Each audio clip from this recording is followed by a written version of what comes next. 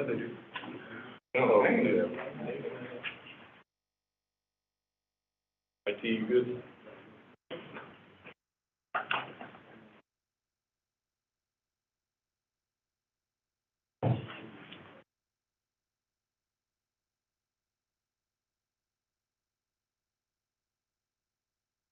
Okay, the time is 7 p.m., and I call this regularly scheduled meeting of the Red Oak City Council to order.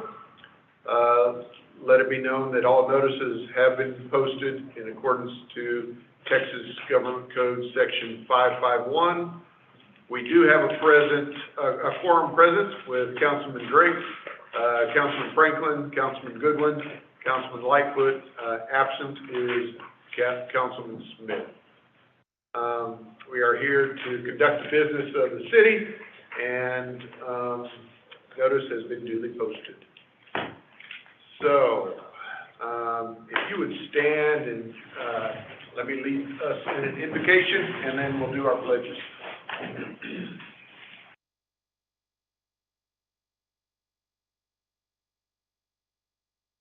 Heavenly Father, thank you for the ability to be a part of a wonderful community and have great support with citizens and the direction of what the council thinks that the city should go. Please be with our first responders, our military, our police, our fire, city workers. Give them comfort and support, and let your hands grace each one of them, each of their families, our city members, our citizens. Give them comfort. Thank you for all that you do for us. Please just help us. Let us take time to listen to what you have to say. Ignore the background noise and just take time.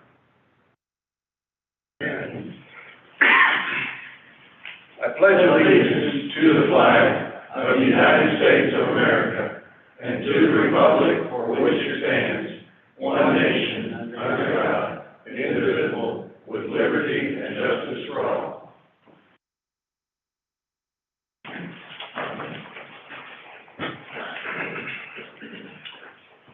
All right.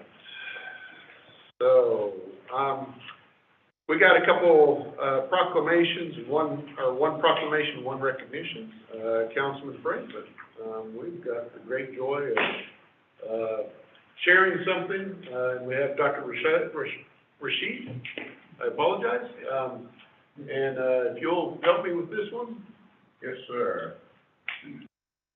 Mayor, Council, a couple of weeks ago, I had a opportunity to do not only a tour, but a personal tour of the Ellis County African American Hall of Fame Museum and Library.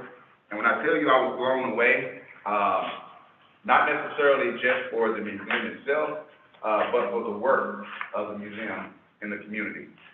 They do a lot of community work, scholarships.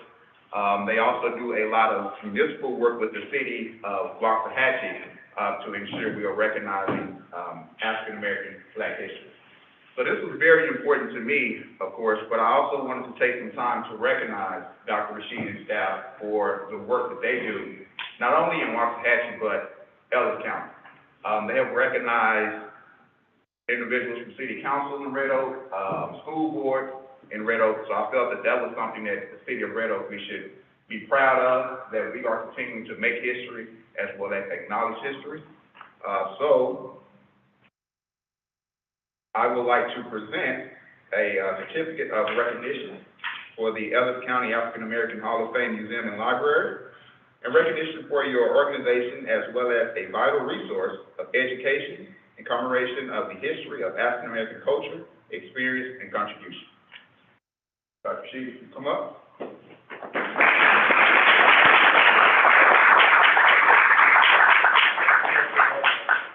Wall plaques that can kind of go on to the, you got a spot for it. So I want to give give this to you. We'll put you in the middle. Yeah.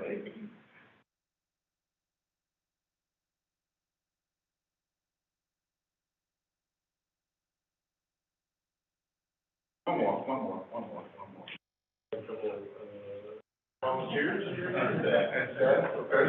My staff and my board.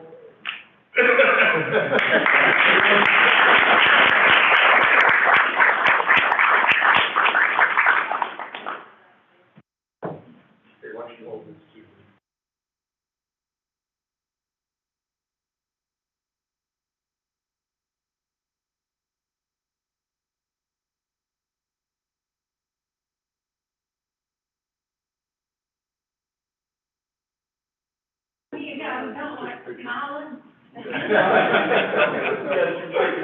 Pictures of yourself,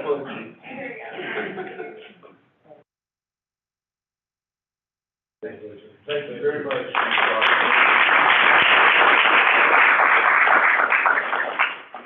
A couple of words, since I'm now in the presence of all these people in Red Oak. This is just such an honor.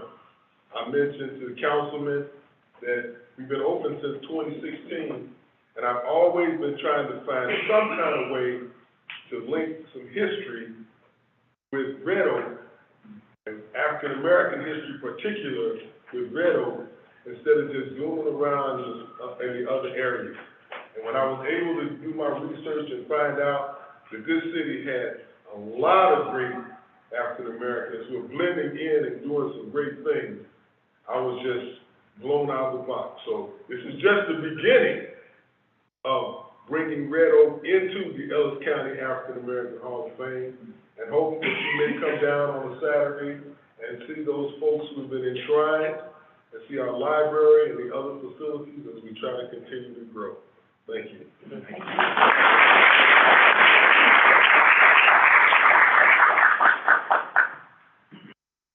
Thank you, sir. Hogan, are you up for coming up here? Well, we get a lot of special guests up also. Excellent. We got the Friends of the Library. The president of the library board, Rob, president of the library friends, Julia. And this one almost brought me to tears this morning. This is Henry and his parents.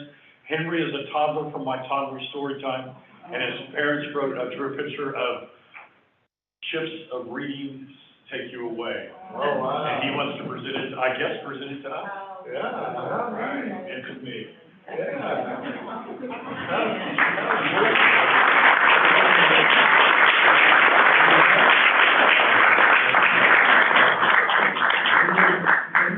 How long now? For about a year? Okay. I'll turn around this way. Take a picture. This is Love Your Library, okay?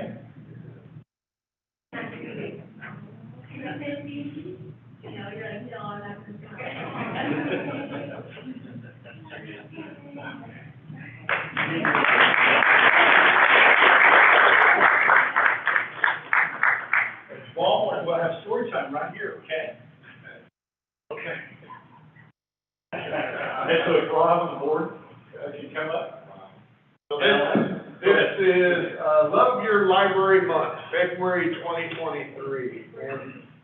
And what's a great example of what we have looked forward to, someone getting so involved at an early age in reading and story time, and going to be a continual learner.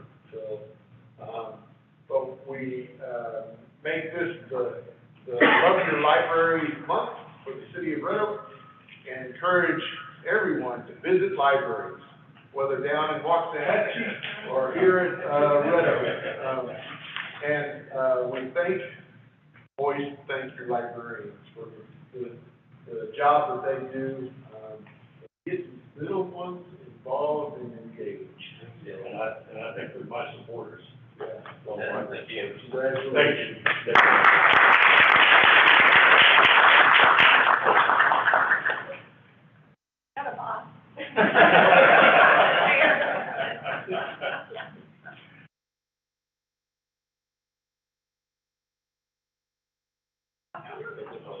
There you go. We're good. Thank you so much. Thank you. Thank you. Appreciate all you do. Thank you, Mayor. Thank you. All right. Thank y'all for coming.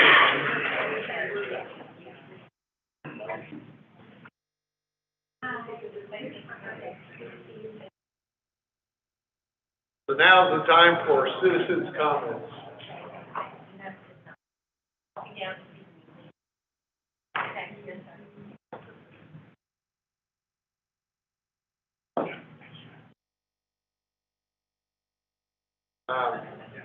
We had one sign up for citizens' comments, but that's according to one of the agenda items, item 11, so we'll let you talk at that time. Was there anybody who didn't get a chance to sign up that wants to speak and just open forum? All right. So now we'll move on to what we call consent agenda. Consent agenda are items that are considered routine in nature and can be acted upon in one motion. Any council member, myself, or city management, or manager can pull an item for separate consideration. Is there any item that needs further clarification that needs to be pulled? No, sir. I'll entertain a motion to approve consent agenda as presented. So moved. Councilman Lightfoot. Second. Councilman Franklin. Those in favor? Franklin, aye. Aye. Frank, aye. Lightfoot, aye. All right, that passes 4-0.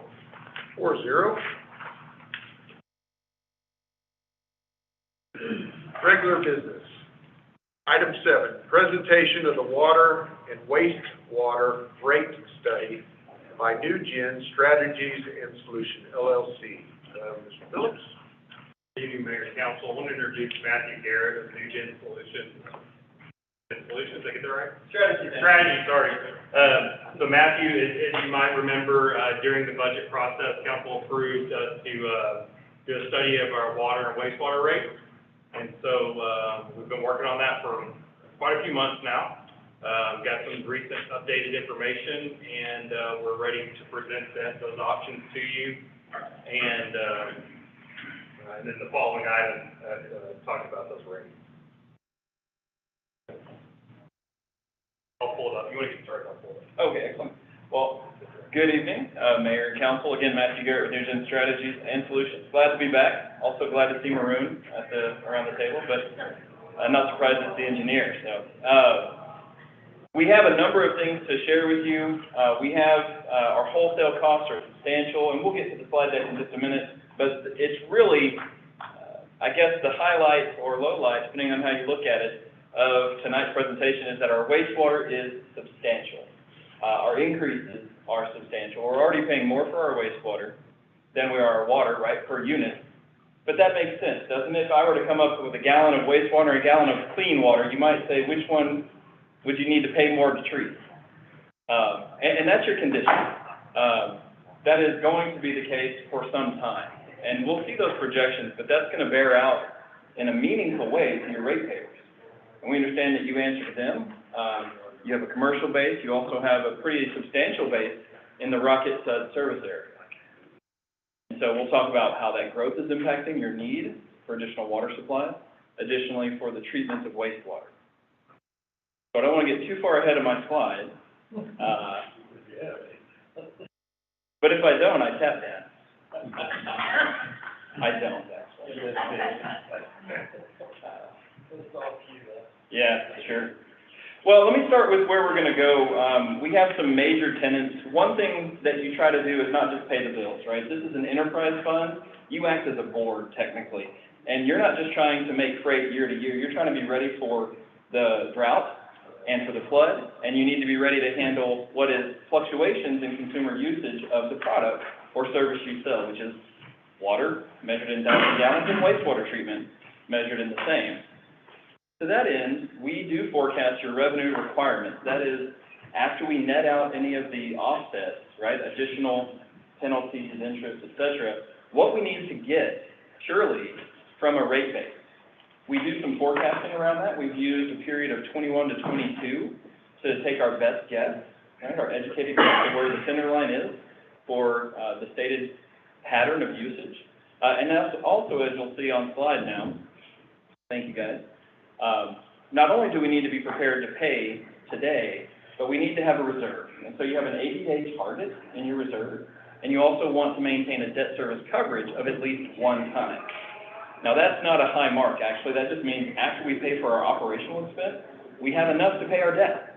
And that makes sense, because you have bond pledges, and you owe that community the repayment of those bonds. So it's not a high mark, but you'll see some KPIs or key performance indicators later that illustrate how our rates are performing against these measures. Okay. You can go ahead, sir.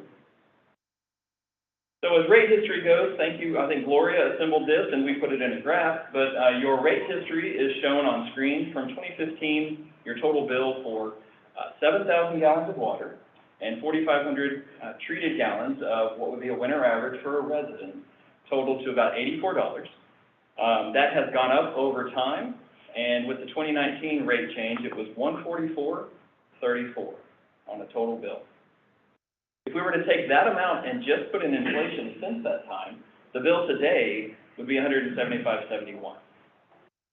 So it's not great news, but the good news is we're a little under that. And so you can go ahead and advance. I'm not sure, out of the box, there it is. That's assuming a 5% change year over year. That is averaged, as you know, the CPI has gone up substantially in the last 12 months, but this is looking at it over that same time frame from 2019. Go ahead, sir. Thanks so much. So the key drivers, again, I've already touched on a couple of them. You have substantial growth. You have some multifamily units coming on, both in your system and in Rocket Sud.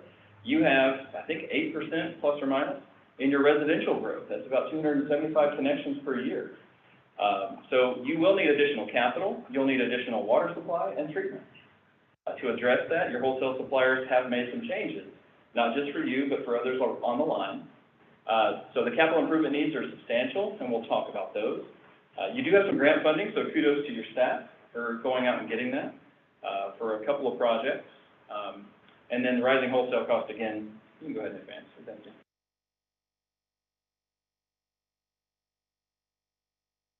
Or not.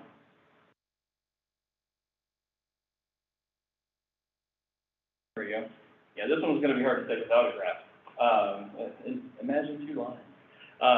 So if you'll look at it, you have water connections illustrated in the blue, and you have wastewater connections illustrated in green.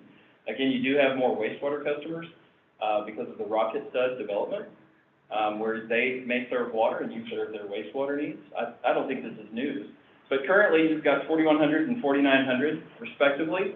That number is set to grow substantially and spike up to 27 at 9,085 wastewater connections and 6,149 in water. So as you can imagine, that's a substantial change in a 5-year time frame. And so the city and the engineering team are looking at ways to address that. So go ahead, sir. So things I don't do is design the systems, but these are the numbers around those improvements that you need to be ready for that growth, right? And so I can't tell you a lot of detail. Staff may be able to present it, but from fund balance, we do anticipate on that left column using about $3.65 million in the next 5 years of cash funding. Additionally, we have TxDOT reimbursements coming in, so that's roughly $5.5 million where we'll cash fund, with some of that coming back as a reimbursement later. And then for the grants and impact fees, we have the ARPA grant funds. We've assigned $3.18 million to a number of different projects. The impact fees will produce about $800,000, or assigned rather, $800,000 towards the Pierce to Main 10-inch line. And then projected debt. We often have debt on these projects because the life of our projects is 20 to 50 years on the best line. But we do envision that to be about a 20-year debt and $16 million in total project cost, funded that way. So here it is summarized by fiscal year, with water and wastewater split out, and you'll see it ranges in fiscal 23 from $7.5 million up to 11.7 the next year, and it kind of phases out over time. That doesn't mean 27 won't have new projects added to the roster. These are just the projects that we have in the hopper as it were, today.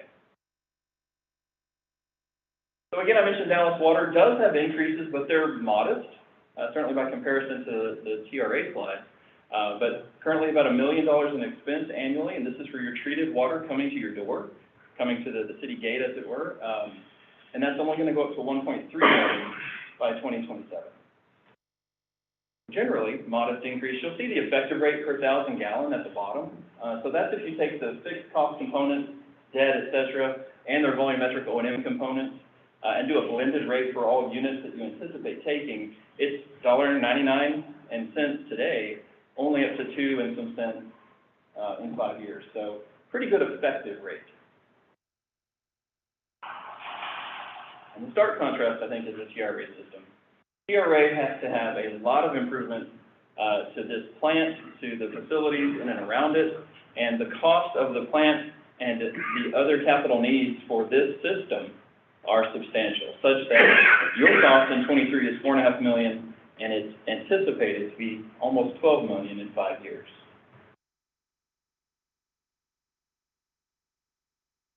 So again, the empty bars I put on top here are technically the unused capacity. And so when you do system design, I'll defer to engineers for the real numbers, but at some point, when you hit a certain threshold, you have to start designing the next plant. You can't just take all your wastewater flows up to the cap and not account for the overflow potential. And so you'll see over time, we have started to eat into that TRA maximum capacity, and that empty bar at the top is getting smaller and smaller. That's the signal, and one of many signals that TRA use, I think, to make their additional investments. Other thing that's notable, you'll see that Red Oak is that bottom bar. That color is kind of hard to tell. I think it's a dark green. And over time, you and Glen Heights as a community have absorbed the bulk of that line and that system. We anticipate that to continue on trend. So big picture, under current rates, we have a number of expenses. We put your budget, your capital, anything else that we've talked about already into, in sum, a revenue requirement in '23 that's $13.3 million. If we don't change our rates, we're likely to produce about $9.9 million total revenues, which is a shortfall of about $4 million. And so this slide in general has all these red dots for my key performance indicators. It's sort of the burning platform. As I say, we just can't stay here. We have to do something to maintain the solvency and to live up to the city's own financial policies for operating this utility. The other bright spot I should say in '24, the only reason it got green is because we anticipate some reimbursements coming in. As I alluded to earlier, I believe it's about $1.8 million between water and wastewater. But for that, we may not have enough revenue to meet our debt service coverage. Go ahead. All right, so I like to say this. If you've ever heard me speak, you'll hear it again. I do this for a living. I live in McKinney, Texas, and I do not know my water rates. I haven't done their rates, and I don't look at my bill. If it's plus or minus $5, I'm good. So I'm reminding you as a council what your rates are. You may know these, but many don't. So you do have what we call an inclining block structure on your volumetric charge. You'll see that middle area, so 0 to 8, 8 to 15, and 15 and up.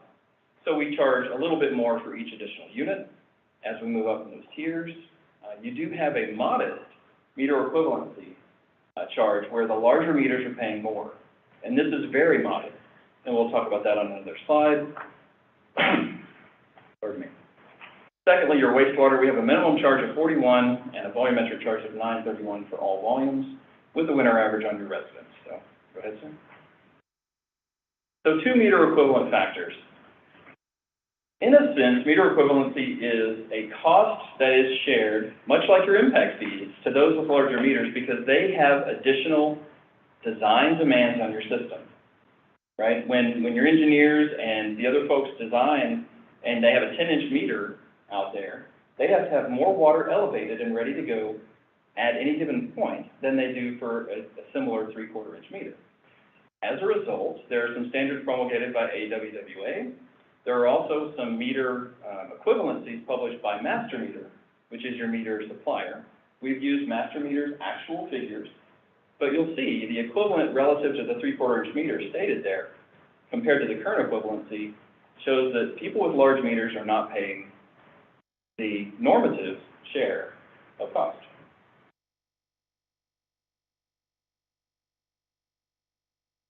So the current line, as you'll see, is that bottom red line. If we were to rip the Band-Aid off and go straight to 100%, meaning you're going to pay total freight today, tomorrow, you'd be on the green line.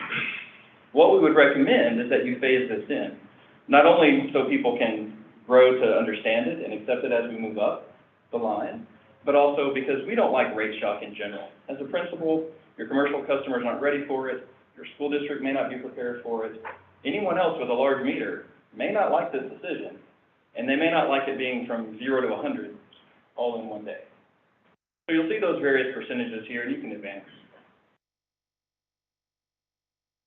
So why meter equivalency? Well, it is the standard. We have a book called the M1 Manual. It is sort of the gospel of cost of service rates, and it generally promotes the use of meter equivalency.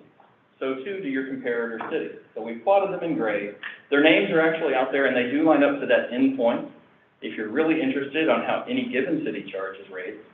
But what you'll see is the stark contrast, where the current Red Oak line is really low, Balch Springs is the next closest, and then everyone else is higher in a equivalency factor almost 8 times compared to where you are. You can go ahead and go to the next. So as I led off before the slides came up, we have an uphill battle. So the science was what costs go into it, how are the systems being used, who should pay, and how this is recovered is the art. And fortunately for me, that's your decision as a council member. But what we bring to you are some scenarios. And so you have a number of scenarios here, the first of which would say only water charges are going to be impacted. That may not be intuitive because I just spent so much time talking about TRA cost, but we do have a pretty sizable rate today compared to some of our neighbors. So we understood that you have decisions as a council that may not fit to my cost of service principles. We also have one eloquently labeled some wastewater. Couldn't come up with anything better for you, and I apologize. So you'll see that that's a blend where we have most of the cost being borne by water rates and some shifting over that 3 through 7%, and we do go up over time. Again, we're making those adjustments in phases. And the last, of course, is more of the rate need on wastewater. More than what each of these percentages show, I think you can go ahead and advance, is the, caveat that didn't pop up earlier. Each of these does assume that the council would act to put that meter equivalency up to 20% in the coming year. Additionally, my future forecasts assume that you and future councils will want to continue that trend to get up to 100%. As you saw on the chart, not everyone gets there. Some people hold at another value. But that's what is in my assumption set for this 5-year period. So this is how we compare to our neighbors for our average user. Our average user is 7,000 gallons of water with 4,500 gallons of wastewater. I would say that your average in this comparator market for water use may be a smidge higher than many of these. I can also tell you if you get to Wiley and some of the other Collin County areas, it's lower than their average in many cases. And so no systems are the same, no set of users are the same. But this is how they shake out. And if the current rates are $144.34 for this average user, the 3 options I've given you are all higher, of course, but they're within $1. Kind of going back to the beginning, as I said, had we kept up with inflation, we'd be just south of 176, I believe, 175 and change. And so we've been able to hold the line, and I would give some credit to your staff for being able to hold without increases since 2019. It's sort of rare air to go so long without rate increases and maintain a solvent utility. But the need is here today. And so we bring these options to you and glad to discuss other methods of getting there. Anything else to go to, or we have questions? Okay, great. So I'll leave it here. This is sort of the close of what I've shared, but I'd be glad, especially since I may have gone through that quickly, to go back to any topic if I went through it too quickly, or if I didn't explain well some of the concepts in our rate design. TRA percentage, do you have any idea what that, will that rate fluctuate or will it basically stay the same? Actually, yeah, if you could go back to the TRA effective rate. So in contrast to the Dallas water rate, I did kind of cue you into that bottom. I really didn't spend time on it, I should have. In the base of the TRA chart, you'll see the effective rate per 1,000 gallons. And it is a stark contrast with $8 to $8.50, all the way up to $14.33. Again, when you take on that much debt, and you have extra capacity in what you're designing, and as you saw on the chart, it was good we had extra capacity, we've been eating down into it. But that cost per anticipated 1,000 gallons is substantial in the early phase, just like any initial capital effort that anyone would invest in, frankly. But yeah, so that effective rate is substantial. Yes, sir. Could you revisit on what's causing Red Oak to be so aggressively ahead of everyone else when it comes to usage? Aggressive. Yes, sir. I'm trying to find out the sweetest way to say it. Well, so I would say two things. One, I didn't mean to purport that you were just crazy ahead. I was the finance director for Prosper, and they average 13,000 gallons, right? So there are different user types, different lawn types. I just happen to work with some other communities, and I know their average is around 5 in this vicinity, and on the chart. And they have similar systems with TRA, and so they're just down the road. So I did want to point out that the user composition is different.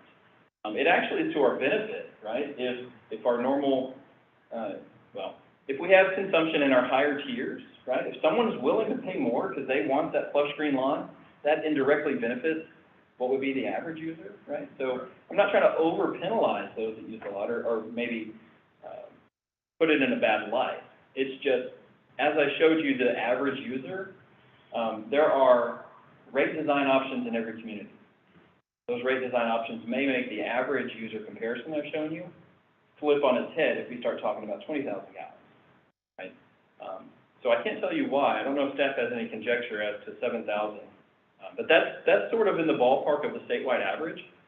In the 6 to 8 range is where I'd say most live. But I know just around your surrounding communities, we've got 5 to 4.5 as a residential average for some. So it could be the age of your homes, where irrigation systems were more prominent compared to some of your neighboring cities with older homes. So I'm not sure what's driving that additional usage. I'd be optimistic about it. Yes, sir. So, like you said, you do these analysis. At what point, I know it's a big hot topic, we cut the loss from the TRA and build our own sewer and not have to pay them, and can you get that rate lower? Because right there, 2 slides forward, shows they're gonna be paying $154 and be the highest in the region. So at what point is it cost effective to get out from underneath that? And can you, and I know y'all have looked at it in the past, but holy cow, if we're over the next, each year, 20% increase to everybody, and we're gonna do that for 5 years consecutively, these guys ain't gonna be very popular around here. Not very popular right now. Well, So, a couple of things. One, the 20% is on the meter equivalency. That's what's actually going 20%. But, I need a crash course on meter equivalency. okay, so if you have a 3/4 inch water meter, right, then you're going to be capable of using X gallons of water a day. And we know as a city and as a water system, we need to have on-hand storage and our elevated storage and then our ground storage and then our pumping system and our water lines throughout the area, that we have the infrastructure to be able to pump that amount of water to your 3/4 inch meter. And that's what pretty much all of our residential customers are. There may be some that are off, but pretty much they're all in that right, that 2.5 or 5/8 to 3/4 inch meter range. But when you start expanding that, now you have a 2-inch meter. That 2-inch meter is going to take more water. And we have to provide more infrastructure to provide the ability to put that water into your 2-inch meter. So you're having a bigger impact on our infrastructure system than Willie is over here with his 3/4 inch meter. And so on and so forth as the meters go up in size. Water is a much problem, with sewer, isn't it? Well, water is not that bad, but sewer is. And getting back to the mayor's question, what we've been looking at is feasibility of trying to do a larger regional sewer treatment facility. We had some meetings with Kimley Horn. They're still pretty preliminary, but the number that they're kicking around is about $100 million for the facility. Then you've got to have the infrastructure and the lines to get to it. So we're not to the point yet where we can say whether it is cost effective to do that or not, but we know the number's going to be high. Because when you're starting at $100 million plus the other infrastructure, you may just be shifting your debt cost from the TRA over into your debt side. And when you do that, that is okay if it's just a shift, but then you have to operate it too. So then you're going to have additional operational expenses that may push it up as well. So that's kind of where we're at and why it's difficult to get off of TRA. So, Brad?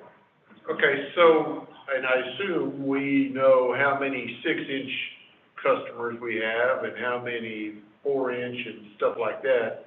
And internally, have we looked at what that impact is to each one of those over the next 5 years? Not specifically on each meter. I assume there's only like There's only 10 6-inch. Agenda item perhaps would illustrate if you put the rates themselves, maybe on your next agenda item, you can see the range over a 5-year period, what those rate changes would be per meter size. Okay. So it's there, I just don't know if it's queued Not, up. not on specific users, but by meter size, yeah, but. Yeah. Yeah, that's it, yeah, do we know how many, you have an idea how many of the large? We roughly, I think our largest meters actually are, school district meters, if I remember correctly. Jared, do you? So our new largest meters are for the apartment complexes that have come on. We've gotten them to go from having a dozen meters on site to engineering thankfully worked with us to get one big meter at the front of their site. So the Emerson apartments have 6-inch meters, the Red Oak apartments have 6-inch meters, the school district has a couple 4-inch meters, things of the things they have. The Carbon, Bombardier, they have either 4s or 6s, but 4 and up, we maybe have 3 dozen in the city. Well, and the other point is, I think you figured the rates and everything based on not applying that to the school district, is that right? Right. So, you know, school district will not be impacted, it would be the others, so that 36 will be considerably less, because the school district has a whole lot of them. If, the average cost for sewer today is $83, what's it gonna be in 27? 150 something. So, if we, let's just say we took the most wastewater, right, the largest wastewater. Average, what's the average? Yeah, can you go to that chart? For that average user, I think we have that. $83 is what you quoted right now. What's it gonna be in 27? And I need to see it on this one. So this is just today, so, in 27, Yes. I did not Oh, bring just that. on the wastewater side? Yeah. Wastewater on. You have it at 27 on the scenarios. I was gonna say, shouldn't we have a slide for that? I'm I sorry. don't know if you have one on the, if we didn't make any changes. Is that what you're asking, Ben? I wanna know what our average guy is going to be hit with Over the next 5 years. in the next 5 years. Oh, with the changes that we're proposing? Right, Yeah. so if we went with the scenario that he has, we're gonna have an impact this year and for the next 5 years, How much is that going to be at 27 years, at the 5 at the end of the 5-year period. Sure. Yeah, I'm sorry. Thank you, I didn't know that. Residential bill impact to average user, I have this some- letter, it's not numbered. We got it. See it, it's in the back of the deck. How much Yeah, was it? sorry, it's, 22. Yeah, maybe a supplemental slide. 5917? Yeah. For what, $59? Right here. For wastewater Yes. in 5 years? Well, that's the minimum. $83. That's the minimum, though, that's not the average. Average. Yeah, no, there's, this chart, is this not, this chart right here, shows. Impact the average user, only, this is only water, and then only. Yeah, we're talking about the more wastewater though. Yeah. So more wastewater, so this is, Yes. this is the this is the state, we do the scenario 3, Yep. and the average would be 119. 119 in 2027, if we do more to wastewater than to residential. So we're going to go from 82 $83. to 119 Right. plus, so 120. And, you know, one thing just to put out there now, so that everybody's thinking about it as you're thinking about what you want to think about. I think probably the more wastewater solution is the one to do. I know the wastewater is high, but the problem is if we let our water customers handle all of the increase to cover everything, now we've got folks that are out in Rocket Water who are not paying anything, and the sewer is, they need to be paying their share of the sewer cost instead of all of our water customers trying to cover the sewer costs. So that number of in-city went from like 600 to 3,000 in 2027. So the projected growth in people in Rocket Water, I think, was 3,000, if I'm remembering right. That may have been an all-inclusive number, I have the Rocket number. That was the spread, that might be Yeah. right. That was the spread, that was 3,000. Yeah. Well, whether it's Rocket or not, that's the spread of people paying for water, but not Right. wastewater. That's right. 3,000. Right. Yeah, Yeah, there may be a few in Red Oak that they don't pay. don't pay wastewater, but not as near as many. So I see Rocket going from 1,000, almost 1,100 today to 3,200, inclusive of some multi-unit connections. So when I talk about a unit, right, that is an apartment unit, so there are about 1,500 expected, I believe, out in that, over the 5-year period. Is there any benefit to not doing a 20% equivalency change each? I mean, it's better to do a larger change over a couple of years than to have 5 changes? I mean, no one's gonna be thinking it's 5 years from now anyway. I think the rationale behind it was simply, we knew that water and wastewater were going to be behind.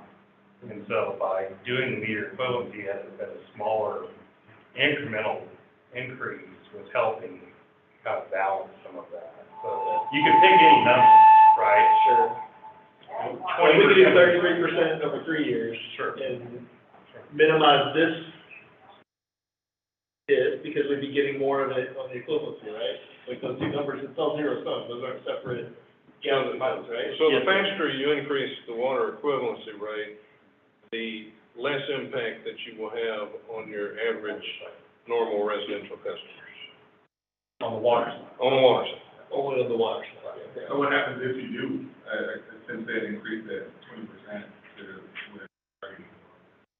It should flatten this curve out, right? Like it should be longer before you get to those higher numbers, right? Yeah, but I think as was stated before, you don't have a There's lot of not them. that many. And so you could go to 100% and, you know, rip the Band-Aid off, as they say.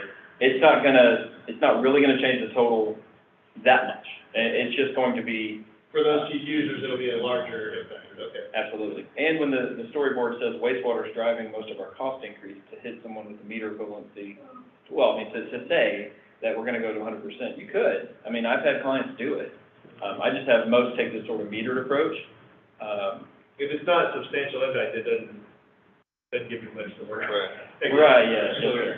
But you're right, it is fixed sum, and it would effectively have an impact. I just can't tell you, is it a nickel on the volumetric rate? It's small, Or- if you're talking nickels, it's not changing. Yes, sir. Yeah. I mean, those are just really big numbers we can project in the future. We're gonna get there anyway, I guess, but.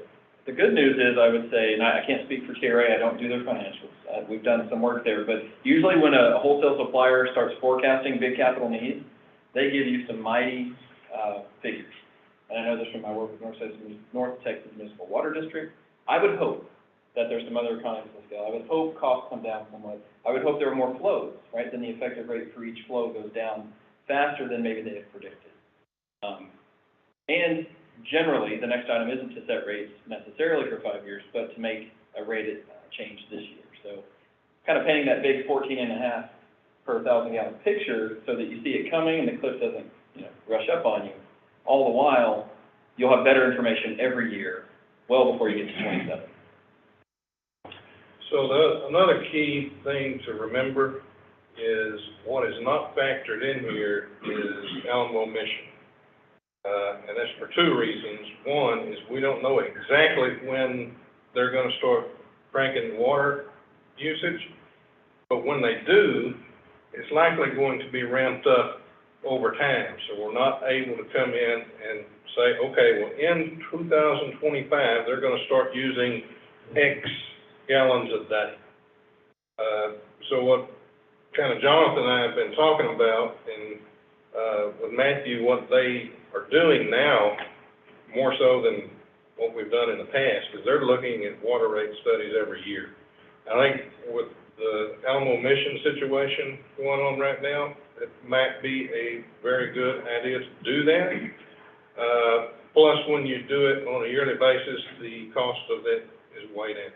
So I think what I'm gonna propose when we get the new budget and strategic planning workshop is for the next few years, at least until Google gets on board, that I think we wanna look at it and see when is the right time to make some changes. So there may be some light at the end of the tunnel, particularly on the water side. The sewer side, though, is still problematic. What's the alternative? You can hold rates where they are and you can subsidize it. Yeah, you can supplement it with property taxes, or, I mean, that's what some other cities do. You look at one of our neighbors up there, their sewer rate is the same as ours, but they're not charging it, they're charging it, to some other funding source. What is unfair about that, though, is now you've got your property taxpayers subsidizing your sewer users. They have half of the use. So, Right. the other scale or slide that you had that had, where a majority of the sewer's coming from, Glen Heights and us. And can you touch base on that, where it? Getting there at the beginning,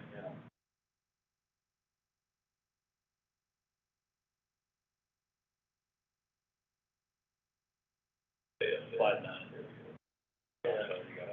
Okay. So what happens with the sewer system, it's a large geographic area. And we are at the bottom end of it. So what happens is we have Red Oak, Ovilla, Lancaster, Glen Heights, DeSoto, and Red Oak. We're all in this basin and in this TRA system.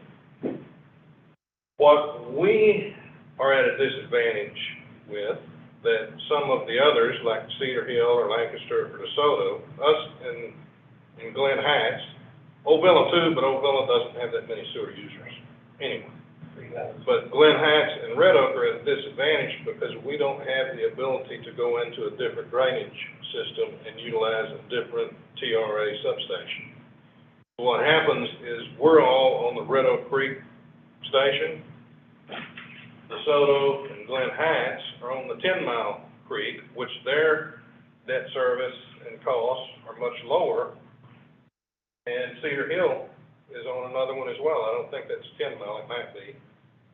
But they are all three sending minimal amount. I mean, you would think that Cedar Hill and Lancaster and DeSoto are all big cities, and they are much bigger than us, but they are splitting out their sewer to other drainage basins because they have the ability to send, this one's cheaper, let's send this much over to this cheaper system, and we'll send this much over to the Red Oak system. We don't have the ability to do that. So that's why Red Oak and Glen Heights have the majority of the share of the usage of the system. What also is problematic, and I know most of you are aware of this, but what happens is the way that budget works with a TRA is it's just the total budget. So whatever that debt is for the infrastructure, so everybody pays what their percentage of the total flow for the entire debt. So what happens is if you're putting in $10 million worth of sewer line or facilities over in Cedar Hill or in DeSoto, we don't use any of that.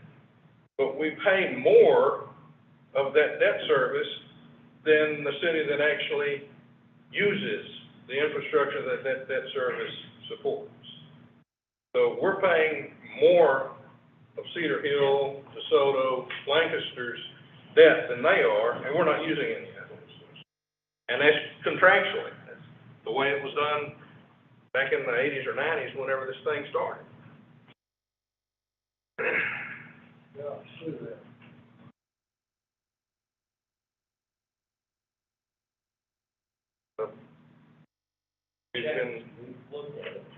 We've done around the ringer with multiple things.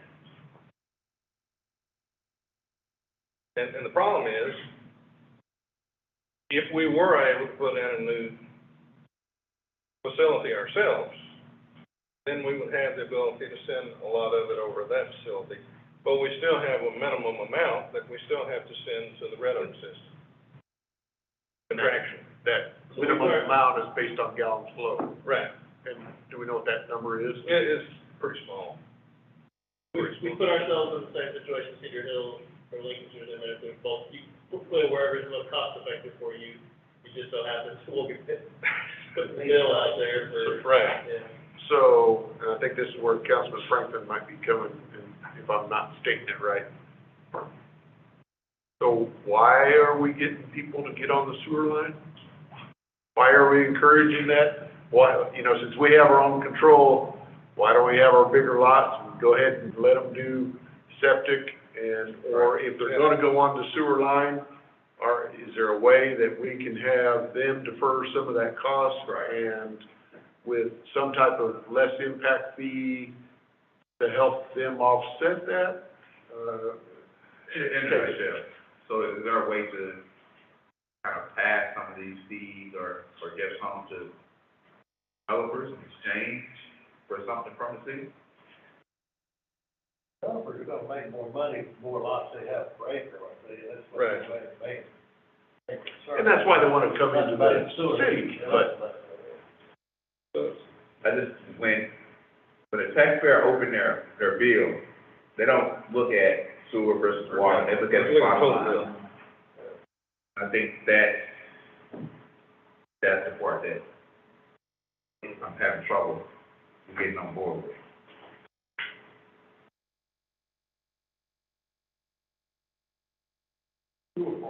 So do you understand what I was kinda asking? Yeah, do the larger lots with, on-site I septic. think it's Right. sure, And That's what hurts you. Yeah, it hurts hard, trust me, I'm still hurting from having my bill. That's what makes you cry.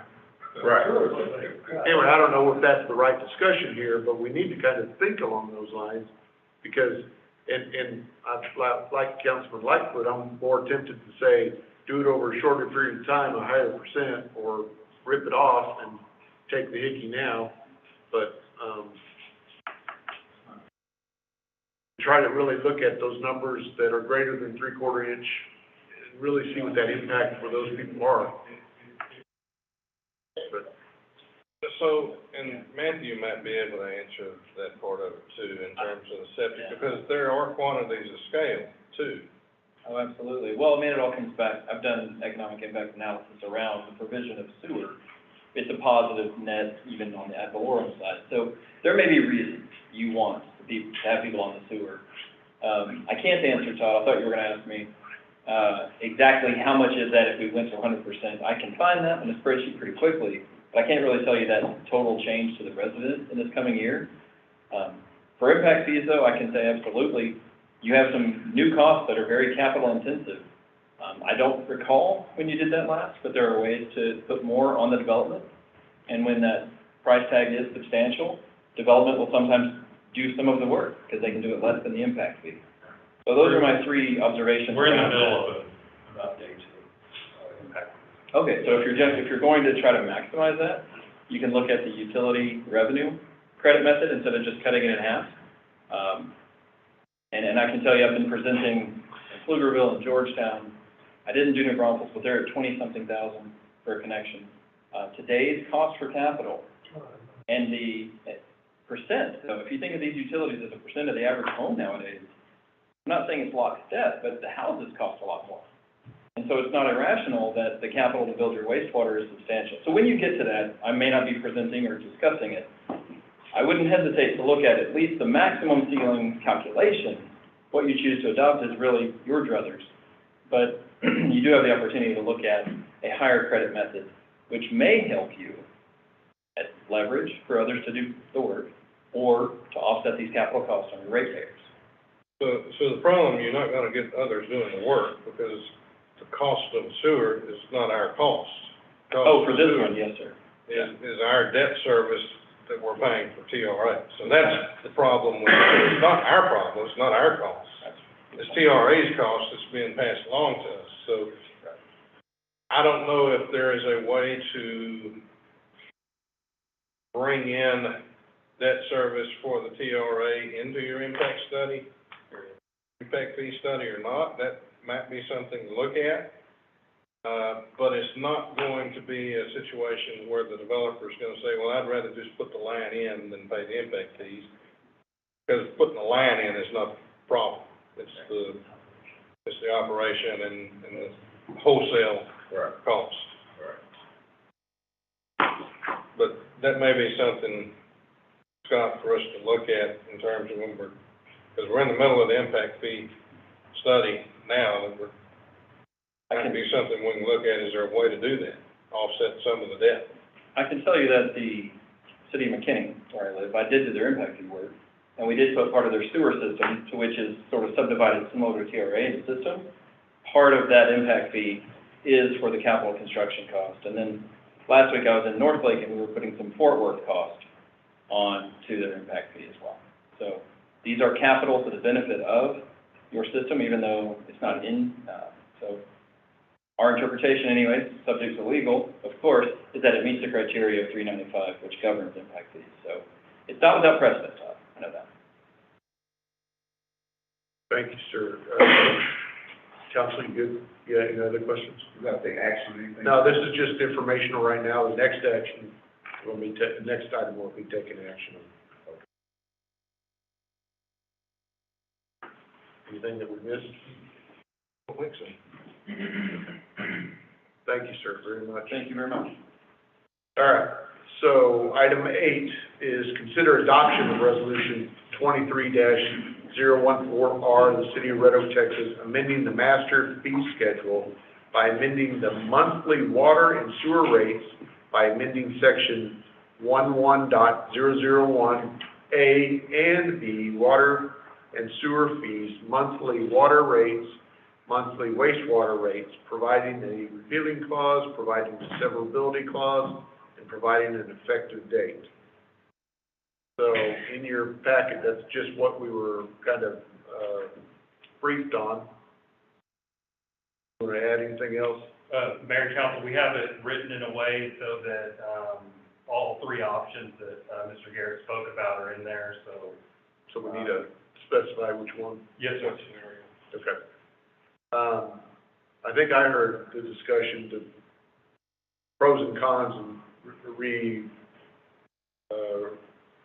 that we think it should be probably be on the wastewater, the full wastewater, because that way the water's not.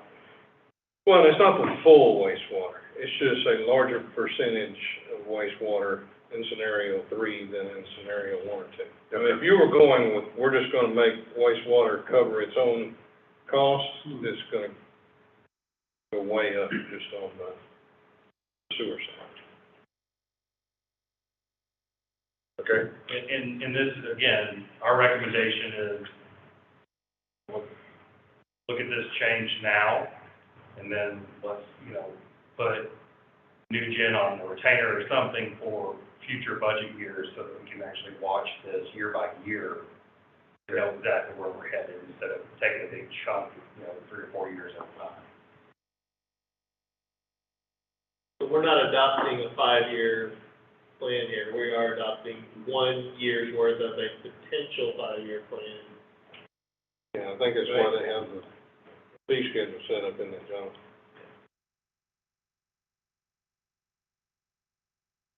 This proposal for next year, or for 23? We are be in effect in March. Yeah, be effective next month.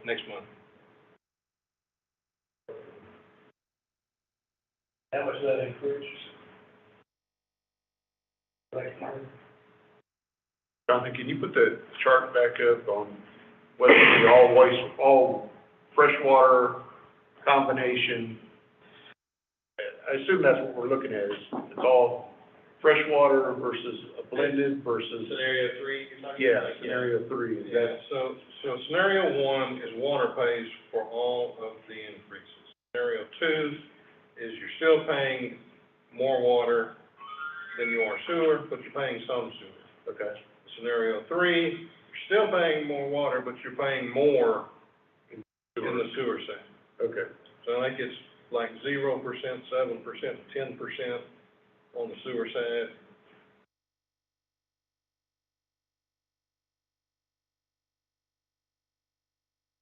But, yeah, this one shows the averages. Yeah. For this coming year, right? Right. That's what, Mhm. yeah, Right. this is the relevant number right here. Yeah, it'd be going from 144 to, 151. yeah, 151.84 if you go with scenario 3. Like, they don't change the, Yes, there is a variance, it doesn't just be there, but it's same information, just presented. I mean, it doesn't, the scenario thing doesn't change the end user, Not not that much. It's just a matter of, putting it by where- doing more wastewater, that's where the shortfall is mostly, and that covers more users are paying for it Right, over the period, right? right. That's why it's a little bit less. Mhm. So we're going from 144 to 151.80. Correct, right. That's what we're voting on. It's about a $7 increase. You can pick one of the other ones if you wanted, but that's the one top. I'm about ag right. And that's provided it's a average of 7,000. Okay. Okay. Clear as mud I got it. or other stuff? Absolutely, absolutely. Yeah, that's Clear good. as absolutely. It's about the nicest. All right. Any other questions? Yeah. You good? Councilman Drake, you good? Good. Okay, so how's this wordage need to be? Just approval of adoption of resolution 23-014R That's and specified. to do the more wastewater option? Okay, worded like that. We'll make it right, I know what you mean. Okay.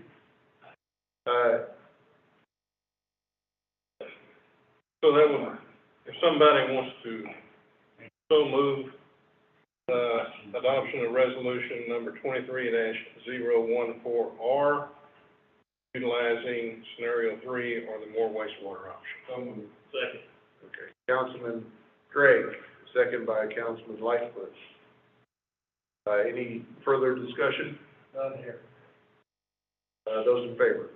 Franklin, aye. Aye. That's, That passes 4-0.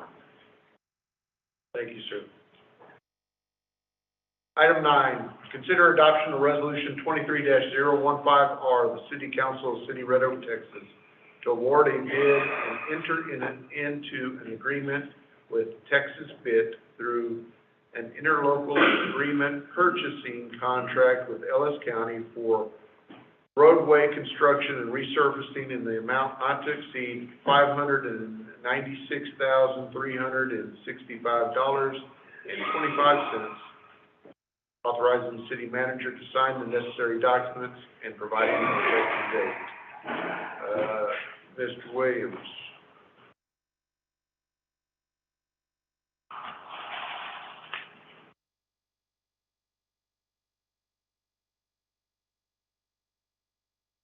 Good evening, Mayor, Council.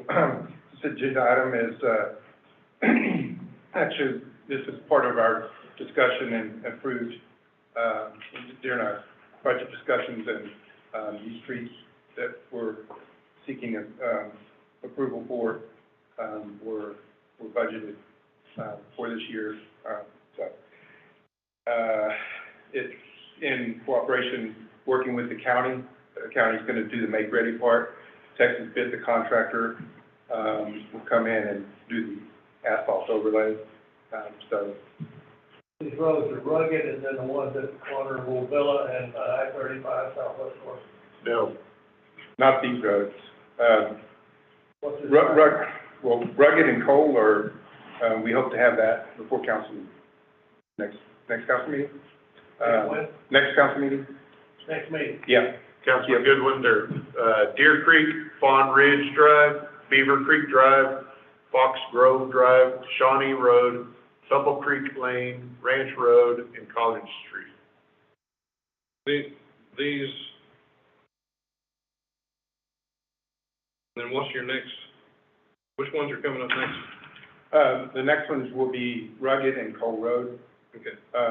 And those will be without county participation. Those are just gonna be Texas Bid.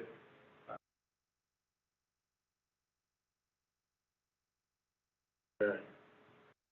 Council, any other questions? No questions. Again, this falls under our grand master plan of road, improvements based on. Our pavement condition assessment that we did in, 2021. Okay. So this is just following suit with those. We don't have a screen showing the road, do we? Don't think so. Mr. Phillips, did you pull up a Google Earth? Google Earth to show where those are? You were saying ones we looked at. In strategic planning. Yes. Workshop, yes, budget workshop. We're having trouble with the network right now. Okay. So I will say, like Deer Creek, Fawn Ridge, Beaver Creek, Fox Grove, those streets, we share all of those. Shawnee, we share those with the county. So the county's doing their part, their half of, or whatever percentage of the roadway that they have. And we're doing our part so that it will be a complete, so each one of those road segments will be completed, so.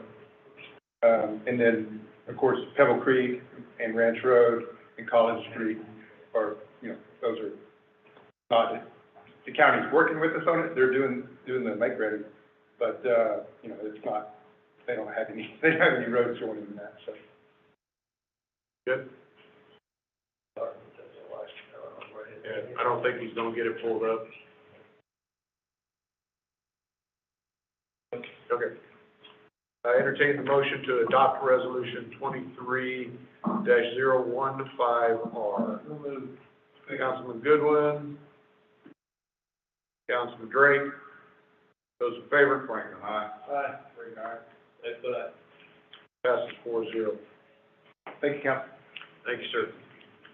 Item 10, consider approval of a preliminary plat for property zone plan development district 148, PD 148, for development of a single-family residential subdivision, open spaces, and commercial lots on approximately 43.74 acres in the D.J. Wampley Survey, abstract number 1146, further described as being south of East Road, Ovilla Road, and approximately 290 feet west of Pratt Road in the city of Red Oak, Ellis County, Texas, case PS 23-02, requested by TPS Red Oak LLC. Dr. Emmett. Good evening, Mayor and Council. This is a permit plat request to create 53 residential lots, 4 open spaces, and 3 commercial lots for the property zone Plan Development 148. The zoning for this property was approved on January 9th of this year, and the plat is in conformance with zoning regulations.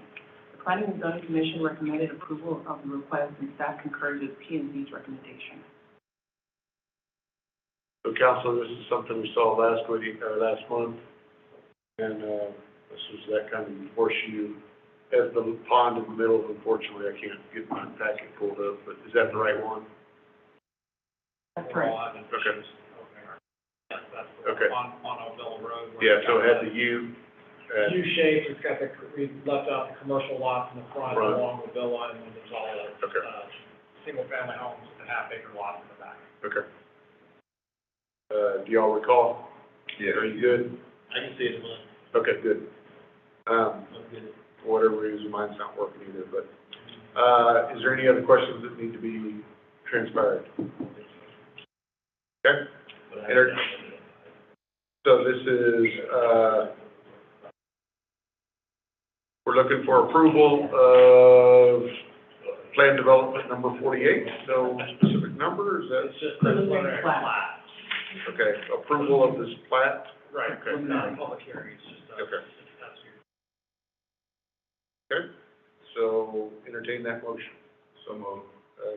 Councilman Franklin, Councilman Lightfoot. Those in favor? Franklin, aye. No, I'm, there's nothing. Oh, actually, yeah, I'm down lower. Okay. Can I get you to vote? I reckon. Okay, is that affirmative? Yes. Okay, Bless, okay, so that, passes 4-0. Thank you. Okay, now, item 11.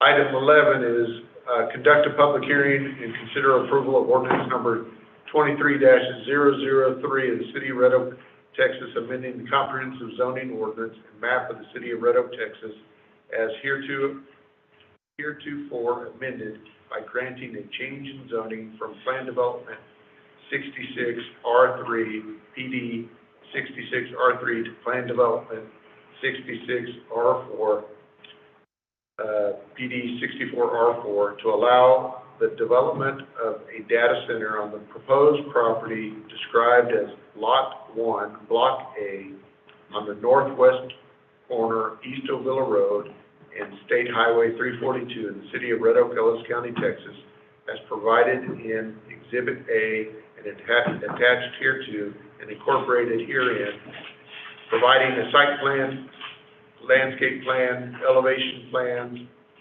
attached hereto as Exhibit B through D, which are attached hereto and incorporated herein, providing a repealing clause, providing the severability clause, providing the savings clause, and providing a penalty, a fine not to exceed the sum of $2,000 for each offense, and providing an effective date, case ZC 22-39, requested by Alamo Missions LLC and the City of Red Oak Industrial Development Corporation. Dr. Emma? This is a request for the approval of the development plan for a data center. The data center will be constructed on Lot 1, Block A, Phase 1 of the development, and will consist of the main building and accessory structures. The site meets all minimum landscaping requirements conditioned in the approved PD and will have an earthen berm along the west side of the site. There will be an 8-feet-high chain link fence with barbed wire which surrounds the site for security purposes. Landscaping will be installed between the chain link fence and the right-of-way to secure the fence's visibility from the street. The Planning and Zoning Commission recommended approval of this request, and staff concurred with P&Z's recommendation. So this PD was already approved, but they're just submitting their development plans, their landscaping, a site plan, and elevation plan for approval, and it's as an amendment to the approved PD. And the development plan does follow along with what the original concept plan of the zoning. Yay. Northeast corner.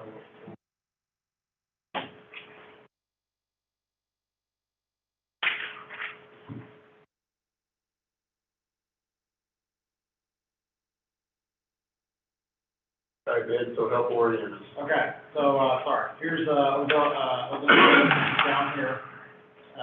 Here's the IDC land that has the, frontage on Villa, railroad track, 342, and then Austin Boulevard over here on the west side. Going through the site.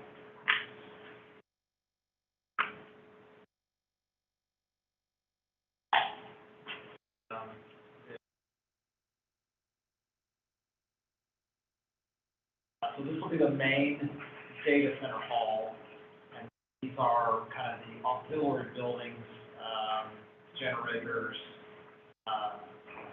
fire pump house over here. There's a small area for their substation here, and then got a gated entry here on Austin Boulevard. Landscaping perspective, all the landscaping that was originally agreed to along the kind of the frontages of Austin, as well as the at time was called out to be a future road up here, but the zoning required a lot of landscaping around the property boundaries. So they've got landscaping up and down the property boundaries, and then like a brick screening wall. They're doing the berm along here with heavy landscaping, as was a caveat in the original zoning, that they could either do masonry or the chain link with the heavy landscaping. So This is the northwest corner of Eastonville Road, North State Highway 342. It looks like a northeast or the northwest corner. Did I read it wrong? It's northwest. Northwest corner of Mule Road. There,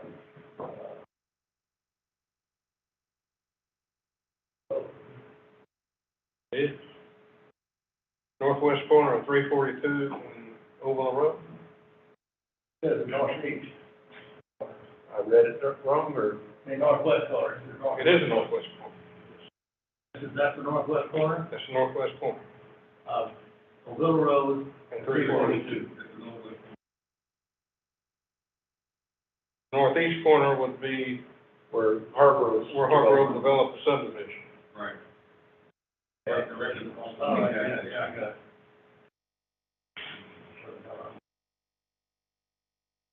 All right.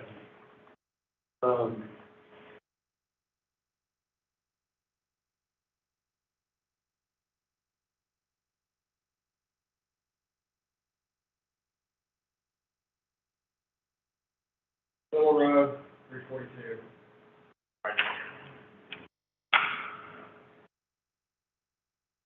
So we asked them to provide a few exhibits just to show what it was, the property lines looked like, making sure they were meeting the intent. To show the landscaping and then the chain link, and this is actually on the north property line. They've got a gravel path there, for security, around, security going around the site. Up along Austin, they've got, trees out front, the Nellie R. Stevens, which is the heavy landscaping, and then the chain link. And then, as you get a little further south on Austin, they've got the berm, at 5 feet with the chain link behind it. And this, we asked them to provide this, showing what the section was from, 342, then we've got a 100-foot right-of-way at 342, and then there's the private lots that are there along 342, and then the railway, and then their lot line. So, we're just trying to show how far away the chain link was from where you could actually see it on at the right-of-way of 342. The elevations of the building, it's a standard kind of tilt wall building. This is the main data hall. And then there are other ancillary buildings, as was provided in the original zoning. They could be constructed of metal, R panel, I believe it's called. But the main structure is, masonry or precast concrete, as allowed by the original zoning. How many square feet is that? I don't know how many square feet total.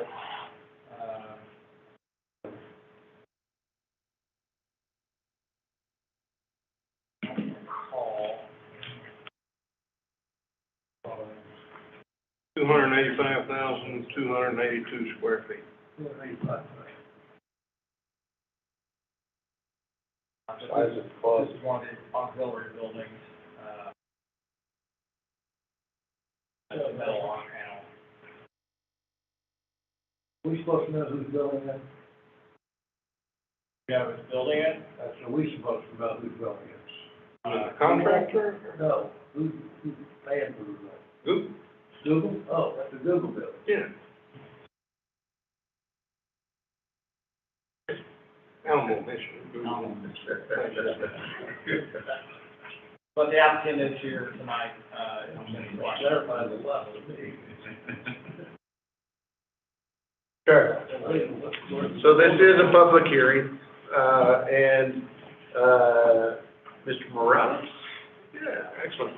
If you'll state your name, your address, and you're here to speak on, got to open the public hearing first. I'm getting there, I'm sorry. So, we'll open that public hearing at, 8:20. And, sir, if you would, go ahead and, share your name, your address, and what you want us to know about. Okay, Hugo Morales with Kimley Horn, representing Alamo Mission LLC. 260 is Davis Road, Suite 100, McKinney, Texas. I'm here to, I concur with the presentation from staff, and I'm here to answer any questions you all may have. what's the square footage of the building? 285,000. On its full build now, Okay. 285, 282. the main data center. Okay, I thought that was the lot. That's one of several that are supposed to be coming, Yeah, correct? space, building one. Phase one, building This one. is phase one. Okay. Any other questions? No question.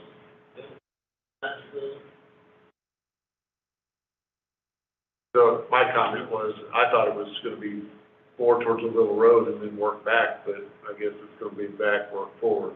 So maybe that's the way it was, I just misremembered it. Well, we did the land swap, and that might have cost some. Maybe.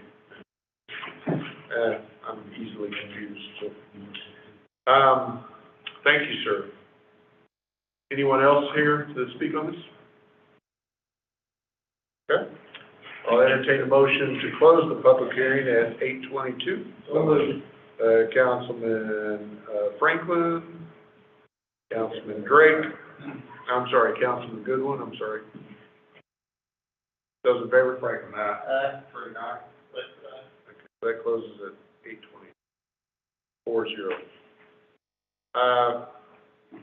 Council, any questions that you have? No question. So do we have a time frame for that? We're supposed to, You should have asked me. do we have a time frame when this is supposed to get going? All right, good. Do we have a completion time frame? My understanding is the expectation is mid-next year. No pressure. Thank you. Entertain a motion to approve ordinance number 23-003. Councilman Drake, second by Councilman Lightfoot. Those in favor? Franklin, aye. Aye. Drake, aye. Passes 4-0. Great, thank you.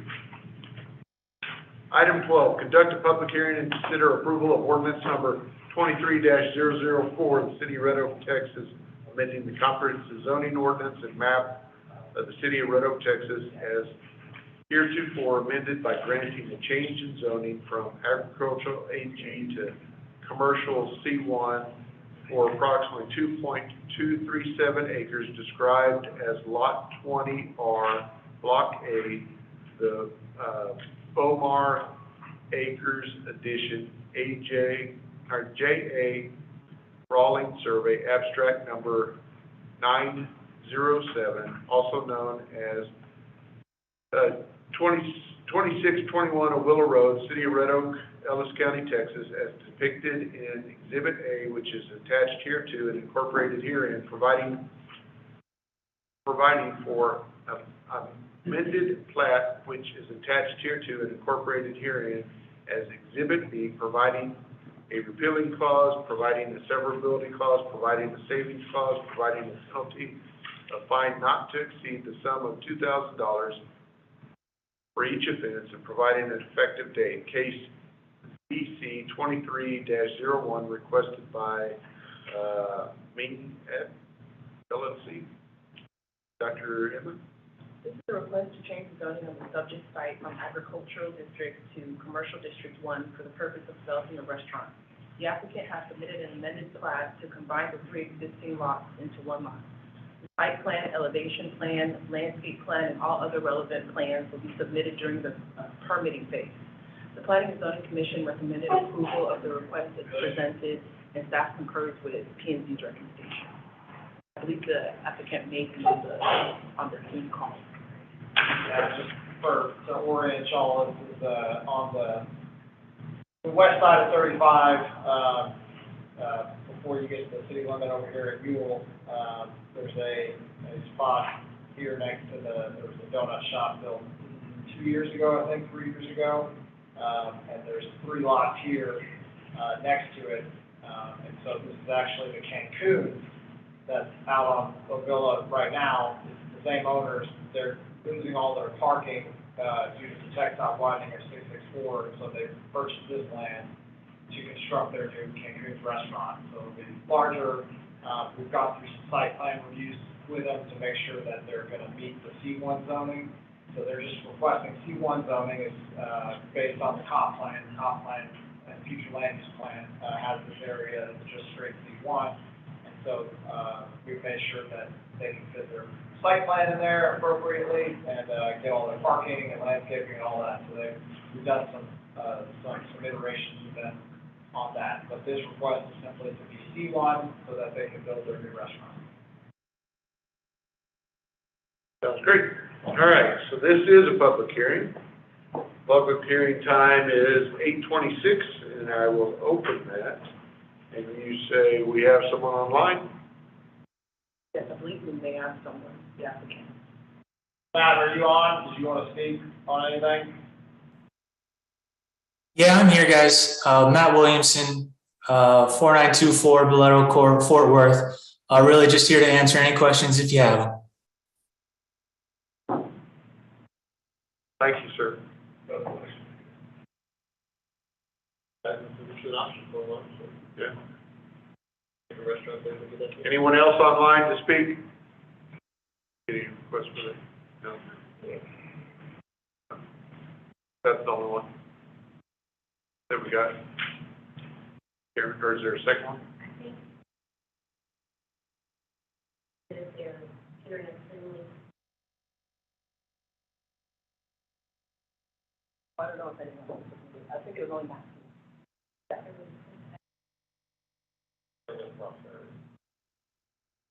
Okay.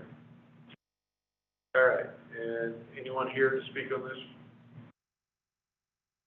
I'll entertain a motion at 8:27 to close this public hearing. So, Councilman Franklin. Councilman Drake. Those in favor? Franklin, aye. Aye. Very nice. That's what I, It closes at 8:27:00. Council, do you need any other answers to be able to make a decision on this? No question. Entertain a motion to approve ordinance number 23-004. Councilman Franklin. Councilman Goodwin. Okay. We'll help you on your directional Thank you, I appreciate that. I need all that help. compass work. Those in favor? Aye. that's what I. That passes 4-0. Thank you, ma'am. Item 13, conduct a public hearing and consider approval of ordinance number 23-005, the City of Red Oak, Texas, amending the comprehensive zoning ordinance and map of the City of Red Oak, Texas, as heretofore amended by granting a change in zoning from highway-oriented HO to planned development 150, TD 150, to allow for highway-oriented uses and development on approximately 1.454 acres of real property being Lot 1, Block A of Ovilla Corners, in addition to the City of Red Oak, and commonly known as 500 West Ovilla Road at Interstate 35E Service Road, City of Red Oak, Ellis County, Texas, and being more particularly depicted in Exhibit A, which is attached hereto and incorporated herein, providing for development plan, sign plan, landscape plan, Texas Department of Transportation, TxDOT plan and survey, attached hereto as Exhibits B through F respectively, providing a repealing clause, providing a severability clause, providing a savings clause, and providing a penalty of fine not to exceed the sum of $2,000 for each offense, and providing an effective date, case ZC 23-02, requested by Prosperity Bank. This is a request to change the zoning on the subject site from highway-oriented to plan development 150 to allow for site modifications as a result of the TxDOT right-of-way taking. Due to the taking, the property will be removed along the west and south boundaries, so it will be deducted. Major changes include the proposed signage, new driveways, and landscape amendments. The existing pole sign that was recently removed, and they're proposing a new location that will be less than 25 feet from the property line as required by the city's zoning ordinance. Texas Department of Transportation will be constructing a 25-feet retaining wall in front of the building that will obstruct visibility from I-35, which is why they're wanting to have it 10 feet from the right-of-way as opposed to 25 feet. The applicant is proposing the pole sign to be located 10 feet from the property line in order to have more visibility. Staff recommends approval of the pole sign location, but that it be clad with, the pole will be clad with stone or stone veneer to match the building's exterior. Due to the removal of the existing driveway approach on the southwest side of the property, a new bypass driveway will be added on the south side of the property to eliminate dead-end parking and allow for the flow of traffic on site. All street trees along I-35 will no longer be located on the property due to the right-of-way taking. The site will be exceeding all other landscaping requirements. Planning and Zoning Commission did recommend approval with the condition that the pole be clad with stone or stone veneer, and staff concurred with Planning and Zoning Commission's recommendation. Okay. And the applicant or the consultant is online. Okay. Can you bullet point real quick the exceptions this PD would have over the original zoning? It's gonna be the distance from the right of way, Right. the Landscaping. which is kind of, so what was the entryway? What was that? They're actually closing off the driveway to the south, west, Okay. and they're gonna be adding a new bypass so that traffic can continue to flow, Okay. on the south side, but those are really the only exceptions that they're requesting. Got it. Okay. So do they end up losing that parking too, that they just put in so nicely? The parking, they're not losing parking. Okay, so where's the sign on that? There's a driveway here, and then the sign is getting pushed back, or the sign's getting pushed back, but also the property line's coming back, so closer than physically down on the side. How much is TxDOT taking that? I think it's 10 feet there in the front. That's an inch. On the south side? On the south side is more, is 15 or so. A bit deeper on the south side, so a little bit narrower on the west side. Yeah, so this. But it causes a lot to be too small.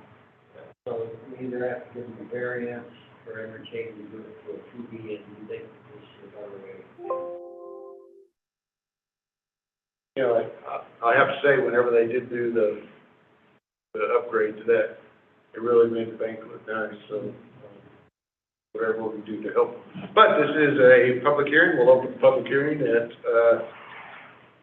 8:34. And who do you think is online? My name is Chris Adams. I'm with SLI Group. Our address is 15810 Park 10 Place, Houston, Texas. And I represent Prosperity Bank in this submittal. And I'm here to answer any questions for you tonight. Appreciate you having me. Thank you, sir. So there anything else that we need to know about that, messing with you that we can help you? Well, really, the bank is sensitive to the ordinances. We have a little bit of a hardship here because TxDOT did take, all the frontage the bank had. I heard you mentioned that the parking earlier, and they are encroaching on that parking on the I-35 side of the property. That's the west side of the bank's property. We're actually 2 feet over, so we will be over the new property line. So we will be cutting that parking back just a little bit. We'll still comply with the ordinances. When we built the building, I appreciate your comments. We designed and built that building for Prosperity Bank, and we did try to do everything in our power to comply with all the ordinance at the time, and we did. I want to mention there's 4 really large live oak trees on the south side of the property, and when we developed that new building, we developed it around those oak trees. It would have been nice to really have the building farther south and with better exposure to Ovilla, but the bank was serious about saving those oak trees. When you're in a city named Red Oak, you want to preserve your oak trees. So are you losing 2? We're not losing any of the large trees, but we are losing some that we planted on the I-35 side, and a couple that we planted on the Ovilla side. But those were planted about 5 years ago when we built the building. The legacy trees will all remain. Okay. Well, so anybody needs wood, yeah. Well, that sounds great. So did I understand, I just had this question, so there's gonna be a 25-foot wall in front? Yes, on the west side of the property, there will be a feeder road that'll be approximately 25 feet wide, 25 to 30 feet wide. And then on the side of that road, there will be a 25-foot retaining wall there will be a second feeder road up higher, running parallel with the freeway. So will that sign be up above it? The sign will get up above the sign we're proposing is 50 feet tall, and that will get above that retaining wall. But that whole intersection will be elevated higher than it is now. And so, visibility will be challenging for the bank. There's not any road down low at that level? I'm sorry, I didn't hear your question. So were those, can you see that screen, or I don't know if you can see? Sorry, I'm not on I don't think I'm on. Yeah, I can't see the screen right now, no. I don't know if we can make that, I guess. So will those legacy red oak trees or live oak trees, whatever they are, is there going to be a road at that level? No, there will be the jug handle road for Ovilla Road. It's similar to what is there now. It will be a little farther over, but I don't think it's going to encroach on those trees. Those trees are mostly on the property line or over the property line or right on the bank's property line. So we'll do what we can to preserve those trees, and we'll work with TxDOT to do the same. Sure. There's no roadway that will encroach on those trees. There is a sidewalk that will be fairly close. You want to protect around the drip line, to protect the roots. Yeah. So is there, and I'm, being from the area, we know that where Prosperity Bank is, but is there a sign at that lower grade jug handle level? There is an existing monument sign that is falling in the TxDOT right of way, so with the taking. So we plan on removing that and constructing a new monument sign at the road level. That'll be on the Ovilla road side versus I-35. I just want to make sure that we're, you're getting your exposure with that 50-foot sign up high, but I want to make sure there's one down low for that low jug handle too. Appreciate that. All right, council, any questions? No. No question. All right, so I'll entertain a motion at, was there anybody else online to speak on this? No. 8:40, to close this public hearing. Councilman Franklin, Councilman, Lightfoot, those in favor? All right. Council, any other questions that need to be considered for ordinance number 23-005? And I'll entertain a motion to approve that ordinance. Councilman Goodwin, Councilman Drake, those in favor? Thank you, sir, very much. That passes 4-0. Thank you. Appreciate it, everybody. Have a good evening. You too. Item 14, conduct a public hearing and consider approval of ordinance number 23. You go ahead and read that, Mayor. Sure. Let's conduct a public hearing and consider approval of ordinance 23006, City of Red Oak, providing for voluntary annexation of territory generally described as being 51 acres, more or less, under the L.A. Lemon Survey Abstract 1365 in the City of Red Oak, ETJ, Ellis County, which is included in the exhibit which is attached. This would result in extending the boundary limits of the city to include property for all purposes in the future. As you know, I've talked to you about this on more than one occasion. We're still in discussions with property owners, so I would ask that the council consider a motion to continue until the March 13th, 2023, regular meeting at 7 p.m. Okay. And so that's the action that we need to take? Yes, sir. Okay. Entertain that motion for the continuation. Franklin, Lightfoot. Those in favor? That passes 4-0. You're in scorecards, so I'm gonna listen to you, and you're taking your motion. All right, item 15, appointments, reappointments, resignations for board and commissions. Consider approval of regarding of the following board commissions: Parks and Recreation Commission, appointment of, Janetta Cole. I apologize if I missed.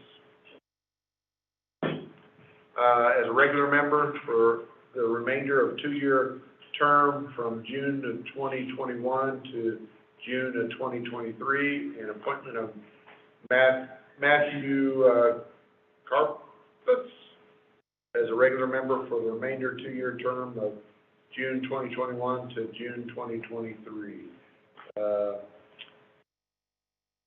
Entertain that motion to approve those two people. Mr. Kelly, do you need to speak on that, please? No? You good? Okay.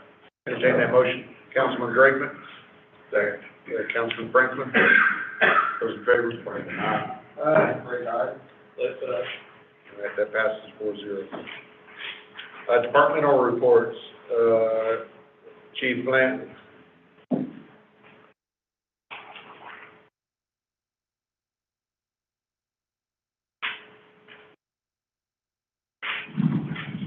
Good evening, Mayor and Council. I'd just like to recognize all the departments, all the city departments for during the winter storm that we had at the end of January, beginning of February. Failed in my email that I sent out. I highlighted a couple of departments, but I failed to recognize all departments, and I apologize for that. Because I know there are several departments that did, that were impacted and contributed. I know finance was right in the middle of payroll when electricity here at City Hall went down, and Public Works come over and got a generator going, so I'm sure that was very frustrating for them to be in the middle of payroll and have to redo all that. But I'd just like to recognize all city staff and every department for their outstanding work during that, during the winter storm. I know there was a tremendous amount of work put in by all staff to make sure that the citizens were safe and that our infrastructure was secure. So I just want to say I'm very proud of everyone for stepping up and taking care of our citizens. Other than that, I don't have anything additional unless council has any questions. Okay. Thank you. Talk to that man in the back row back there. It's all that candy wrapper in there. All right, Chief Wolf, thank you, Chief. Mayor, Council, I just wanted to bring you up to speed on a couple of things. We've been able to give at least one conditional offer to one of our vacant officer positions. They are finishing up some of their remaining assessments. We hope to have an answer on that by midweek. We have a couple other people that are in the process, and they're on the short list. We hope to be able to give them offers within the next few weeks. We have met and we are in compliance with our annual contact report. It's also referred to as the racial profiling report. That's been submitted to the city secretary, and we show to be in complete compliance with state law and statute. And that what entails, or what's involved in that, is quarterly audits on all of our numbers that are given to an independent third person to review, or somebody that we contract with, Del Carmen and Associates. And then they also provide us our numbers for our annual report based off of all of our contacts related to traffic stops, and we showed to be in complete compliance with that. And there were no anomalous numbers that popped up that would show that we had any infractions or violations with that particular statute. We're in the middle of our biennium training cycle. We're in the process of having all of our master instructors and instructors recertified on a lot of our crucial components, such as use of force, which everybody knows is, in the news right now. So we're in the process of getting those instructors recertified, and we will, throughout the rest of this year, moving into the first of next year, complete all of our hands-on skill sets and recertifications on all of our critical and crucial components. So that's something that we're pushing to try and get the majority of that done by the end of the summer. And then have a couple of straggler programs that we will address into the first of next year. Our community services lieutenant that we were able to bring on board as a result of your approval and budget has hit the ground running. He's got a lot of programs he's already working up. We're getting ready to announce our Public Safety Academy that will involve the police department and fire department. We hope to jump that off mid-spring. And then we're working on several community outreach programs to community youth, like a public safety camp for kids for a week or two during the summertime. We hope to have that refined in a format that we can push out to the public within the next month or so. And I'd be happy to answer any questions you have about the monthly report. Chief, if you need any volunteers for the community collaboration, let me know. Yes, sir. And I'll put it on my calendar. Okay, thank you. Really looking for some TASER volunteers. Yeah, I'll pass on that. So as a result of what the council approved in budget was the replacement of our outdated and dilapidated less lethal option, which one of those is TASER. We received all of our new TASER 7s, which is state-of-the-art. It's a fantastic piece of equipment. This week, we are doing the transition from our old TASER platform to our new TASER platform, which involves reality-based force-on-force training with the officers and the deployment of those devices. I was hoping for the old one. So we're excited to be able to put that into play. And one last thing, the Noptics devices that I told you about, the thermal imaging that are mounted on the cars, we actually had, we responded to Assist County on a call of a stabbing that occurred, and our officers were able to get into the area, and they were able to track the people on foot with the Noptics. We summoned an actual drone from another agency. They came over with their thermal imaging device, coupled with our vehicle-mounted thermal imaging devices, and we were able to take both suspects into custody for the county last month. So that equipment is paying for itself over and over again in our ability to be able to catch some of these offenders, especially in the middle of the night when it's dark and it's cold and you can't see anything. So again, drones? We currently don't have any drones. I plan on submitting that in the budget this year. So if you guys want to go ahead and give the okie dokie on that, that'd be great. But like something fun to do in the evening. So We hope to be able to have some of those, but we currently have 2 licensed and certified pilots within the department. We would, of course, need a few more, but that's one of the programs that we plan on, submitting to y'all for approval this year in the budget program. Thank you. You get your officers certified, if they're not found. Well, they are. We have 2 that are. You. Yeah, well, so that would be part of the package, then when we buy those, and what we had quoted is that we'd be able to certify at least 2 more pilots. So we would look for one from the fire department and probably another one from the police department. Okay. Thank you. Thank you. Ms. Beebe. Good evening, Mayor and Council. First, I wanted to thank those of you who participated in this year's State of the City video. It was very well received, and I really appreciate you guys taking time to be a part of that. Next, we are on track with our website redesign, and we're currently planning for a public launch after our move-in of the Red Oak Government Center. Civic's going to work with us to update all the phone numbers and the addresses so that when we go live with that new site, it's got all the information for the new facility rather than going live here and then having to go back and change everything when we move.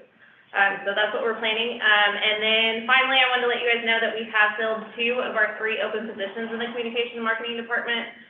Cindy Stevenson is our new event coordinator, and Lindy Brightwell is our new administrative specialist. So far, both of them started with us last Monday, so they're getting in and learning all they can quickly. So I will take any other questions anybody has on the monthly report.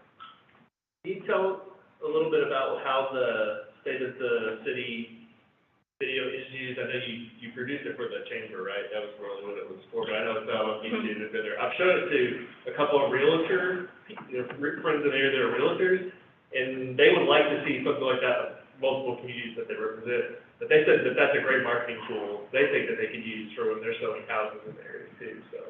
Great idea. EDC and Mr. McCleary back here uses it. He'll normally ask me a few times for to share it, and I think we just used it recently last week for sending out to a project. So yes, he definitely uses it, and then it's great to be able to take clips from it throughout the year. And then we were able to, you guys approved in our budget for this fiscal year to potentially do some throughout the year, some updates, so maybe a quarterly update to that, so we can highlight where we are in some of those projects and stuff like that. So hopefully the chamber. I think other people use it as well, but I know Lee definitely asked me for it and uses it. No, that's great. I'm hoping the chamber makes use of it too. It's really good. It was a wonderful piece. I liked it. I mean, Thank you. I'm a little biased, but I think. Thank you for participating. I thought it turned out really well. It made me look good, that's for sure. It has been widely shared already. Many other local municipalities have already pulled it from our site and are using it. And actually, because of that model that we started that you all started last year, City Affairs did their State of the City the same way last week. So they all are trendsetters in that perspective as well. So, but it was one of our largest luncheons of the year. We had 86 people present, which is almost double what we have been lately. So, it went over extremely well. And we can't thank you all enough for your continued support. Appreciate the feedback. Anything else? Perfect. Thank you. Mr. Hartman.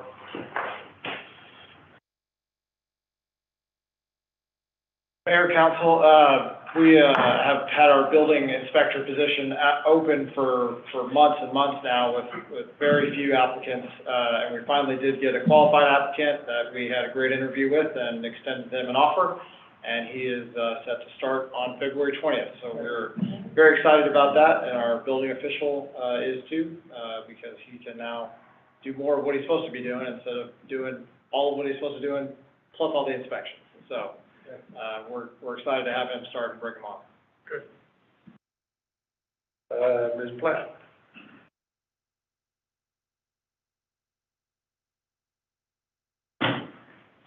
Good evening, Mayor and Council. Just a couple things to bring out from the monthly report. Sales taxes are up 10% over the fiscal year to date last year, so that's right in line with our budget. Also, we're at 83.10% of collections for property taxes. February is our last big month to collect. So last year, in February, we were at 95%, so we expect to be about the same place next month. Also, I just wanted to bring up that we're wrapping up our year-end audit, and so next month, we should have our annual financial report here for council to review and approve. And then, Chief Wolf started the conversation on the next year's budget, so that's also coming up. We'll be well within that before we know it.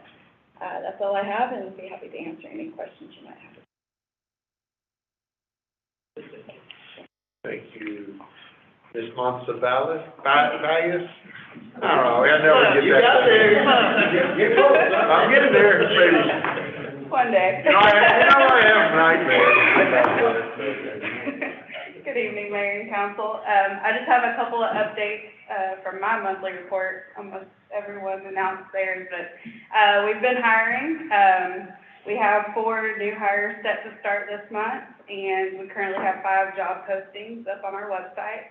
So we have been very busy trying to fill those positions that were approved this year, which is good. And then last month, it was requested to share the turnover report for 2022. And that rate is at 12.5%, which is a decrease of 10.4% from last year. So last year was 22.9%. So we have decreased. And then I'm available for any questions you may have. Yeah, I have a couple of questions. I actually reviewed the turnover rate report. Okay. So we had 16 turnovers for the last year. Yes. So it's a little bit over 1 per month. Mm-hmm. Are we doing exit interviews? We have started, just recently in December, so a lot of them are voluntary, separations. Last year we didn't have any retired, but that is something that we are starting to do, going forward. Okay, so we don't have many for these 16? No. Okay. Are we losing quality employees? Are we losing employees for whatever reason with their managers? A lot of ours are leaving for higher positions, like promotions. Some are, like, as you've seen through the years, maintenance type positions where it just doesn't work out. They're not long-term. We haven't lost a lot of, like, tenured employees here. A lot of the turnover has also been, leaving one career to start another career. Mm-hmm. We do that a lot on the police side. People Yes. getting out of law enforcement and going to do something different. Yeah, that I understand. The exit interviews, I would hope that we could kind of get on board with those. Those are very important. Yes. Especially for the feedback in this climate. But secondly, if we, in a time where it took development services 3 months to fill a role, I would hate for us to lose quality employees, and it's kind of hard to replace quality with quality. Yes.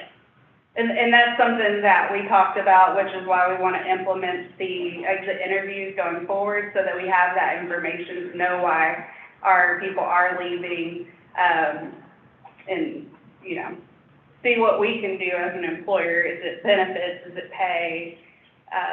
Or are they just leaving for a promotion? Okay. Or, like Jonathan said, new fields of work out of the public sector and into private, or those things are listed in the exit interview that we'll be asking. Okay. And not to rise you, but this is something that's kind of near and dear to my heart. Mm-hmm. So I'll kind of ask more questions as we go along with those exit interviews. No problem. Yeah, I mean, just to piggyback on that, with 16 people leaving, I'm sure you've got anecdotal evidence or anecdotal information for each one of those, but it would be good to see the trending of it. It sounds like you're gonna put a program in place. Yes. It'd be interesting to see what the categories are Mm-hmm. as you go forward. Yes. Oh, I have. Thank you, ma'am. Ms. Benford. Mayor, Council, just a couple updates. We did put out a posting, or it will be going out, I guess, in the next couple of weeks, for a request for proposal for new copiers for the entire city. I think we end up 16. I think it's what we're looking at. And that's across all the buildings including the new one. We buy or we lease? We lease them. And we ordered 39 new televisions for the building, and they're somewhere on a truck, somewhere between Houston and here, waiting for the truck to get filled before they ship them. The Jack kiosk, which is the payment machine in front of the building, is completely installed and has been tested. And so that's ready to go. Then we've been finishing up all the network switching over at the new building. Did all the configuration for the telephones today, and somewhere in there I must have seemed to have created a routing loop that may have caused some of the problems with the Zoom meeting night. I don't know. I just cut off the network for all that side of the building for now till I find out. But since it's now working, that's probably, yeah. It wasn't Greg, it was me. So if you have any questions. Thank you, sir. Mr. Ragsdale. First of all, I wanted to thank you again for the support of the library. I love your library month. Wanted to point out that even during a month that we were closed, 3 snow days, we still topped, this is our highest circulation for the whole fiscal year so far. The circulation is up 27%, but it's still hard to compare this year to last year since we were still closed to the public fully last year. But it'll be here in April that we've been fully open. Also wanted to point out that we're still adding new customers every month. We added 47 new patrons just last month. Unless you have any questions about the report, that's all I have. Great, thanks. Great, thank you, sir. Mr. Kelly. Mayor, Council. I just wanted to make sure everybody was aware of the events that we're having in the Recreation and Parks Department. Catch a Trout was a very successful event last month. We had about 100 kids show up to participate on it was a semi-chilly day, nothing compared to last year, so we'll take the decent weather that we had, but there was a lot of fish caught, so a lot of kids had a good time trying to introduce those guys to some fishing, and we're able to distribute about 80 fishing poles to kids that didn't have them, and that was with the help of sponsorship from the Tajin Restaurant.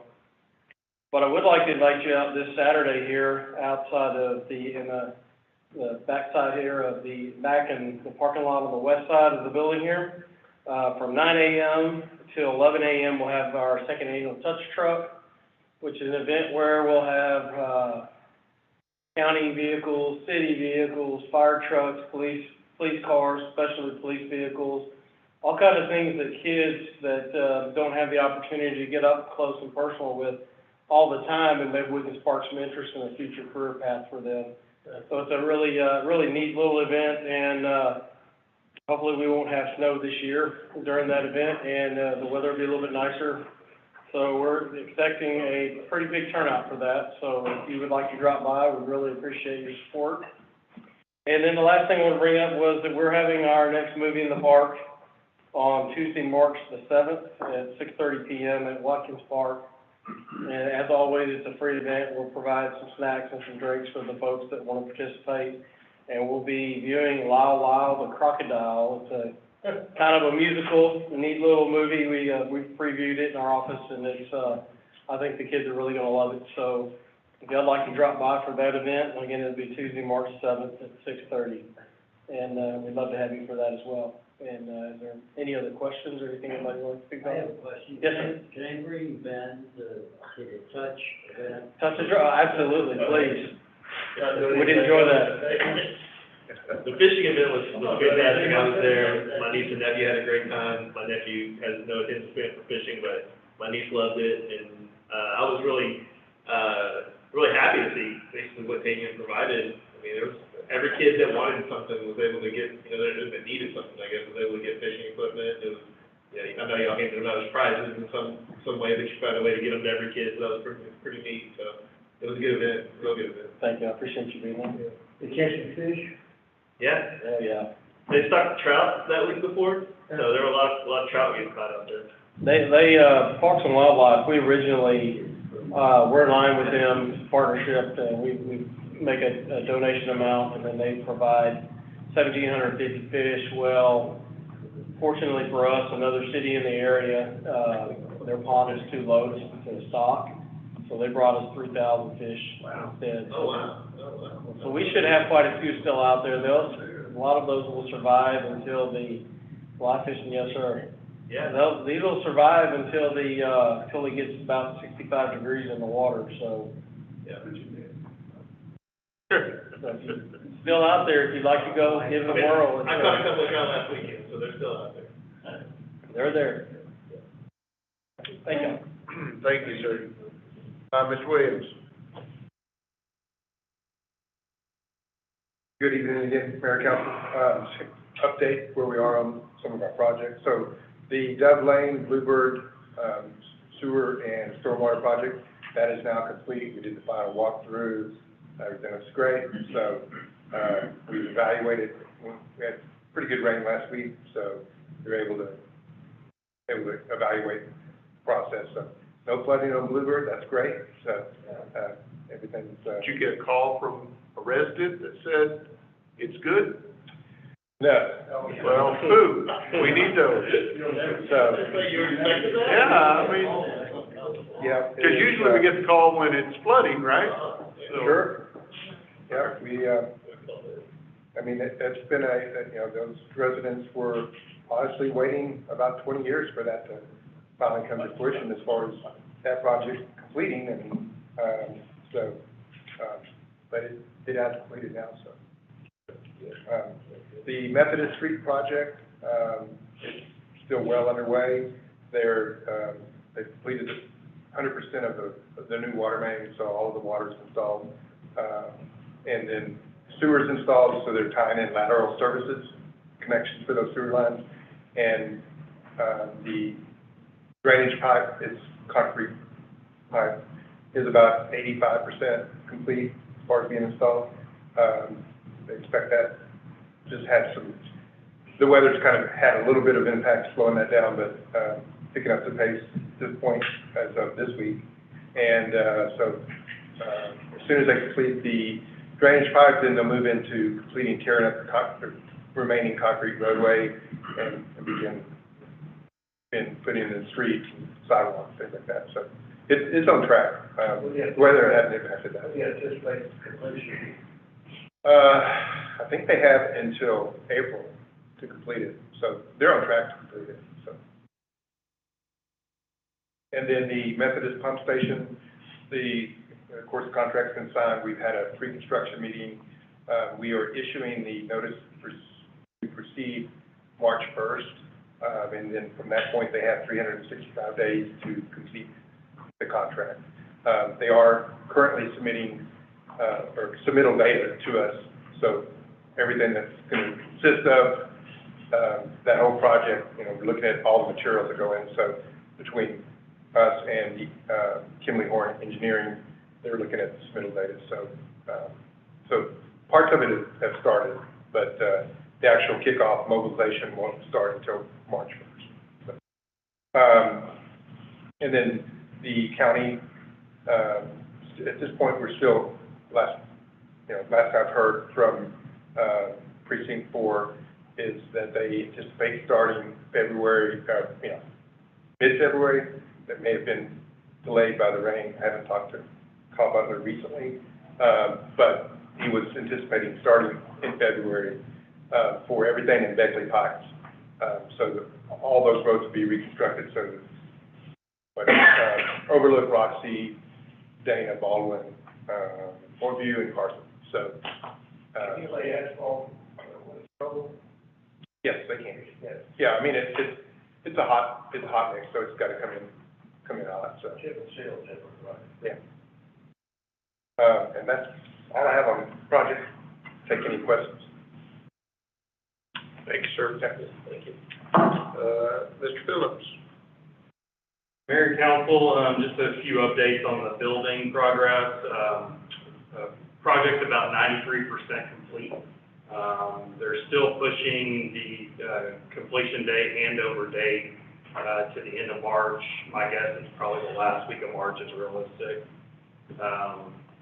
Run into a couple of problems since our last meeting that have to do with settling of the building. And, so we're having them look at some options.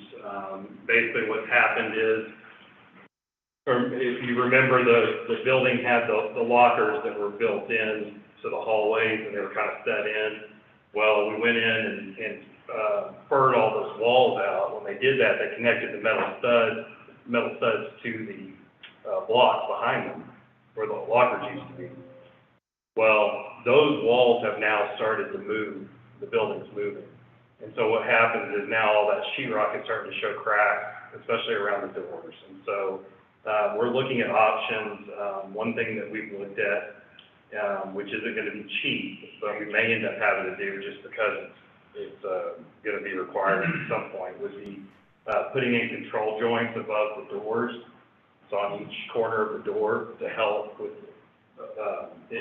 allowing it to move at those control joints where we want it to move versus somewhere else along the wall. So we're waiting on pricing on that. We don't have that back yet. Hopefully this week we'll see something. The asbestos that we had to abate, that was completed, and everything went as planned. And so we've actually got, they were done out of there, and they've already put the flooring down.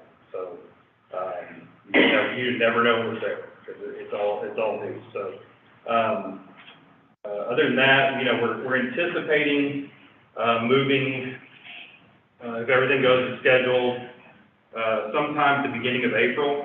And then, as I mentioned to the mayor a couple weeks ago, potentially hosting our first city council meeting in May there, if everything goes as scheduled. So more to come on that. I've worked with Alexa on some potential dates for like a grand opening, those types of things. So we're working through some advanced planning, and we'll give you guys updates as more of that becomes a reality. Yes, sir. That paint job you did on that bricks really helped that. Smoker yellow's gone. That's smoker yellow. That Bob's favorite color. No, and we appreciate that. It made a huge difference in the building. I'm sure you saw in the photos in your packet. They actually, the crazy thing about that was council approved it. We gave them the go-ahead. I gave the go-ahead that evening, and then they came out that following Saturday and painted the entire, all the brick in the building. Really helped. It looks a lot better. It definitely changes the interior of the building. So thank you for that. Good to see a modern look in Red Oak. Bless my soul. Yes, sir. I've got some new pictures of some of the millwork that's gone in, some of the backsplash and everything. It's a nice, clean, more modern look without going too over the top, So I think it'll be something. I think the employees are going to be really, excited with the new environment and all the nice touches that are in the building. So good. We're excited. Furniture started being delivered a couple weeks ago, so we've received 2 shipments so far, and we have 2 more to go, and so that's exciting too. And then they'll spend about 10 days or so installing. Any other questions? Thank you, sir. So time is 9:13, and we will go into closed session pursuant to Texas Government Code Section 551.071, 551.087, 551.072, 551.074. Good, legal? Yes, All right. we do anticipate maybe some action coming out. Okay. All right. Directors, thank you all very much for your time and your updates, and Fire, thank you for being here. I know it was boring, really exciting, so thank you all very much.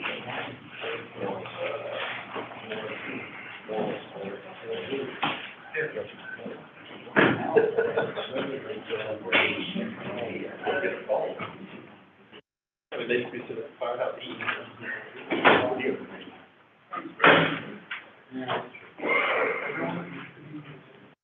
I didn't see you sitting over there, I went up there. No, that's Right. okay. You were right my left, or my left side. Appreciate it. I was really, I mean, I didn't want to do it at all, I mean, it's all this, but I thought it was pretty good. Good, great. So 2 or 3 days after, Wasatch Street reached out. I mean, it went around, I guess, I showed it to a friend of mine that's a realtor, and she's like, this is fantastic, I'm gonna show this to people that come in my office, and then she's like, I showed it to a bunch of my friends, everyone should have one of these. Absolutely. So, yeah, I thought it was great, a great little production, for sure, So great, Sean, thank you, I appreciate your help so much. thank you, I'm glad you got to spread it around too, get to you guys. Absolutely. But it's gonna be going on our website, pretty much, I think, what, Yeah. I'm in that building process right now. Eventually I'll be fine. I appreciate it. How you doing, sir?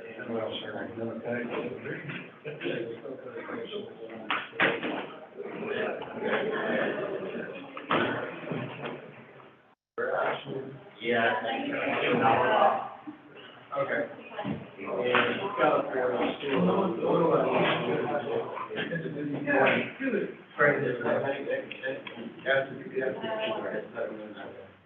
I don't think it was in that one.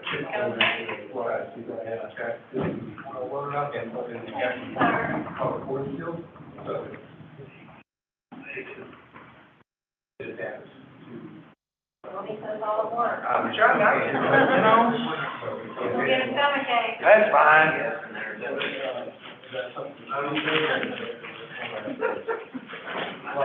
Gotta work on my fingers.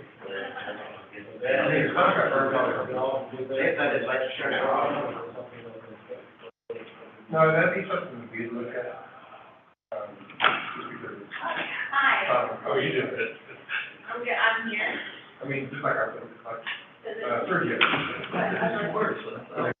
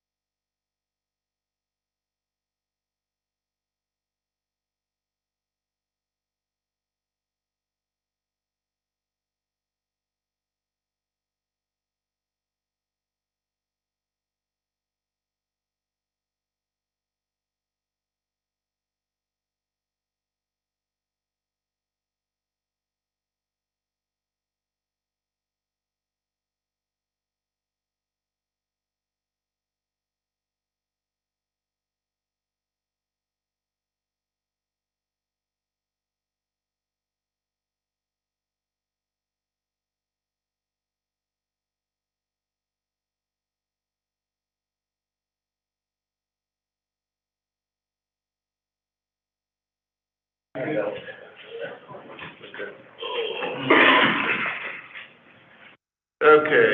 the time is, 11:56, and we will come back into, open session. And we do have an action item, and that action item is,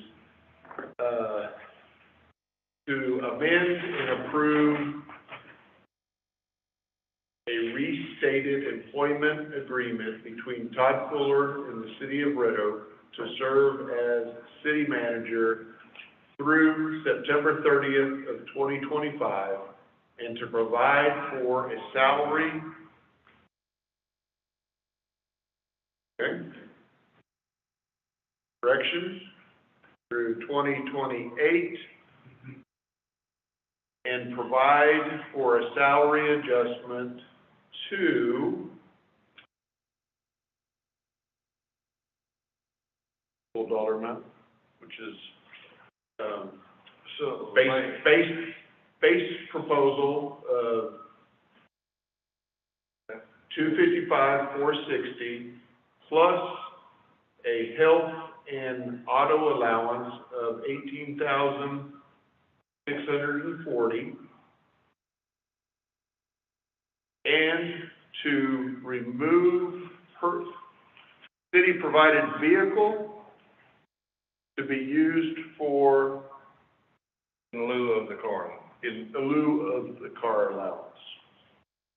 And authorizing the mayor to sign approval, I don't know. After, to sign order, approval. No, to sign after approval as to form by the city attorney. Yeah, that. I'm sorry, it's his handwriting, I apologize. Okay, so that is, Like a doctor's finger. yeah. That's exactly. Councilman Lightfoot, second was Councilman Franklin. I apologize. Those in favor? Franklin, aye. Aye. Lightfoot, aye. That passes 4-0. And our second item is, Yeah, we want to, provide direction to the city manager, to direct staff to, increase enforcement of the city ordinance around campaign signs, during the next election cycle. In addition, provide some additional communication to the community through social media and other options that our public relations director might recommend in order to get the word out about that enforcement, of that ordinance. yeah, so not necessarily that we need a thing, but we're just directing you to, follow our ordinance and. And provide some additional information. Yep. Got it. Okay, look at that. The time is 11:59, and I'll entertain a motion to adjourn. Councilman Goodwin, second, Councilman Drake, those in favor, Franklin, aye. Aye, Drake, aye. Aye. And it's 12 o'clock, so look at that, we did it.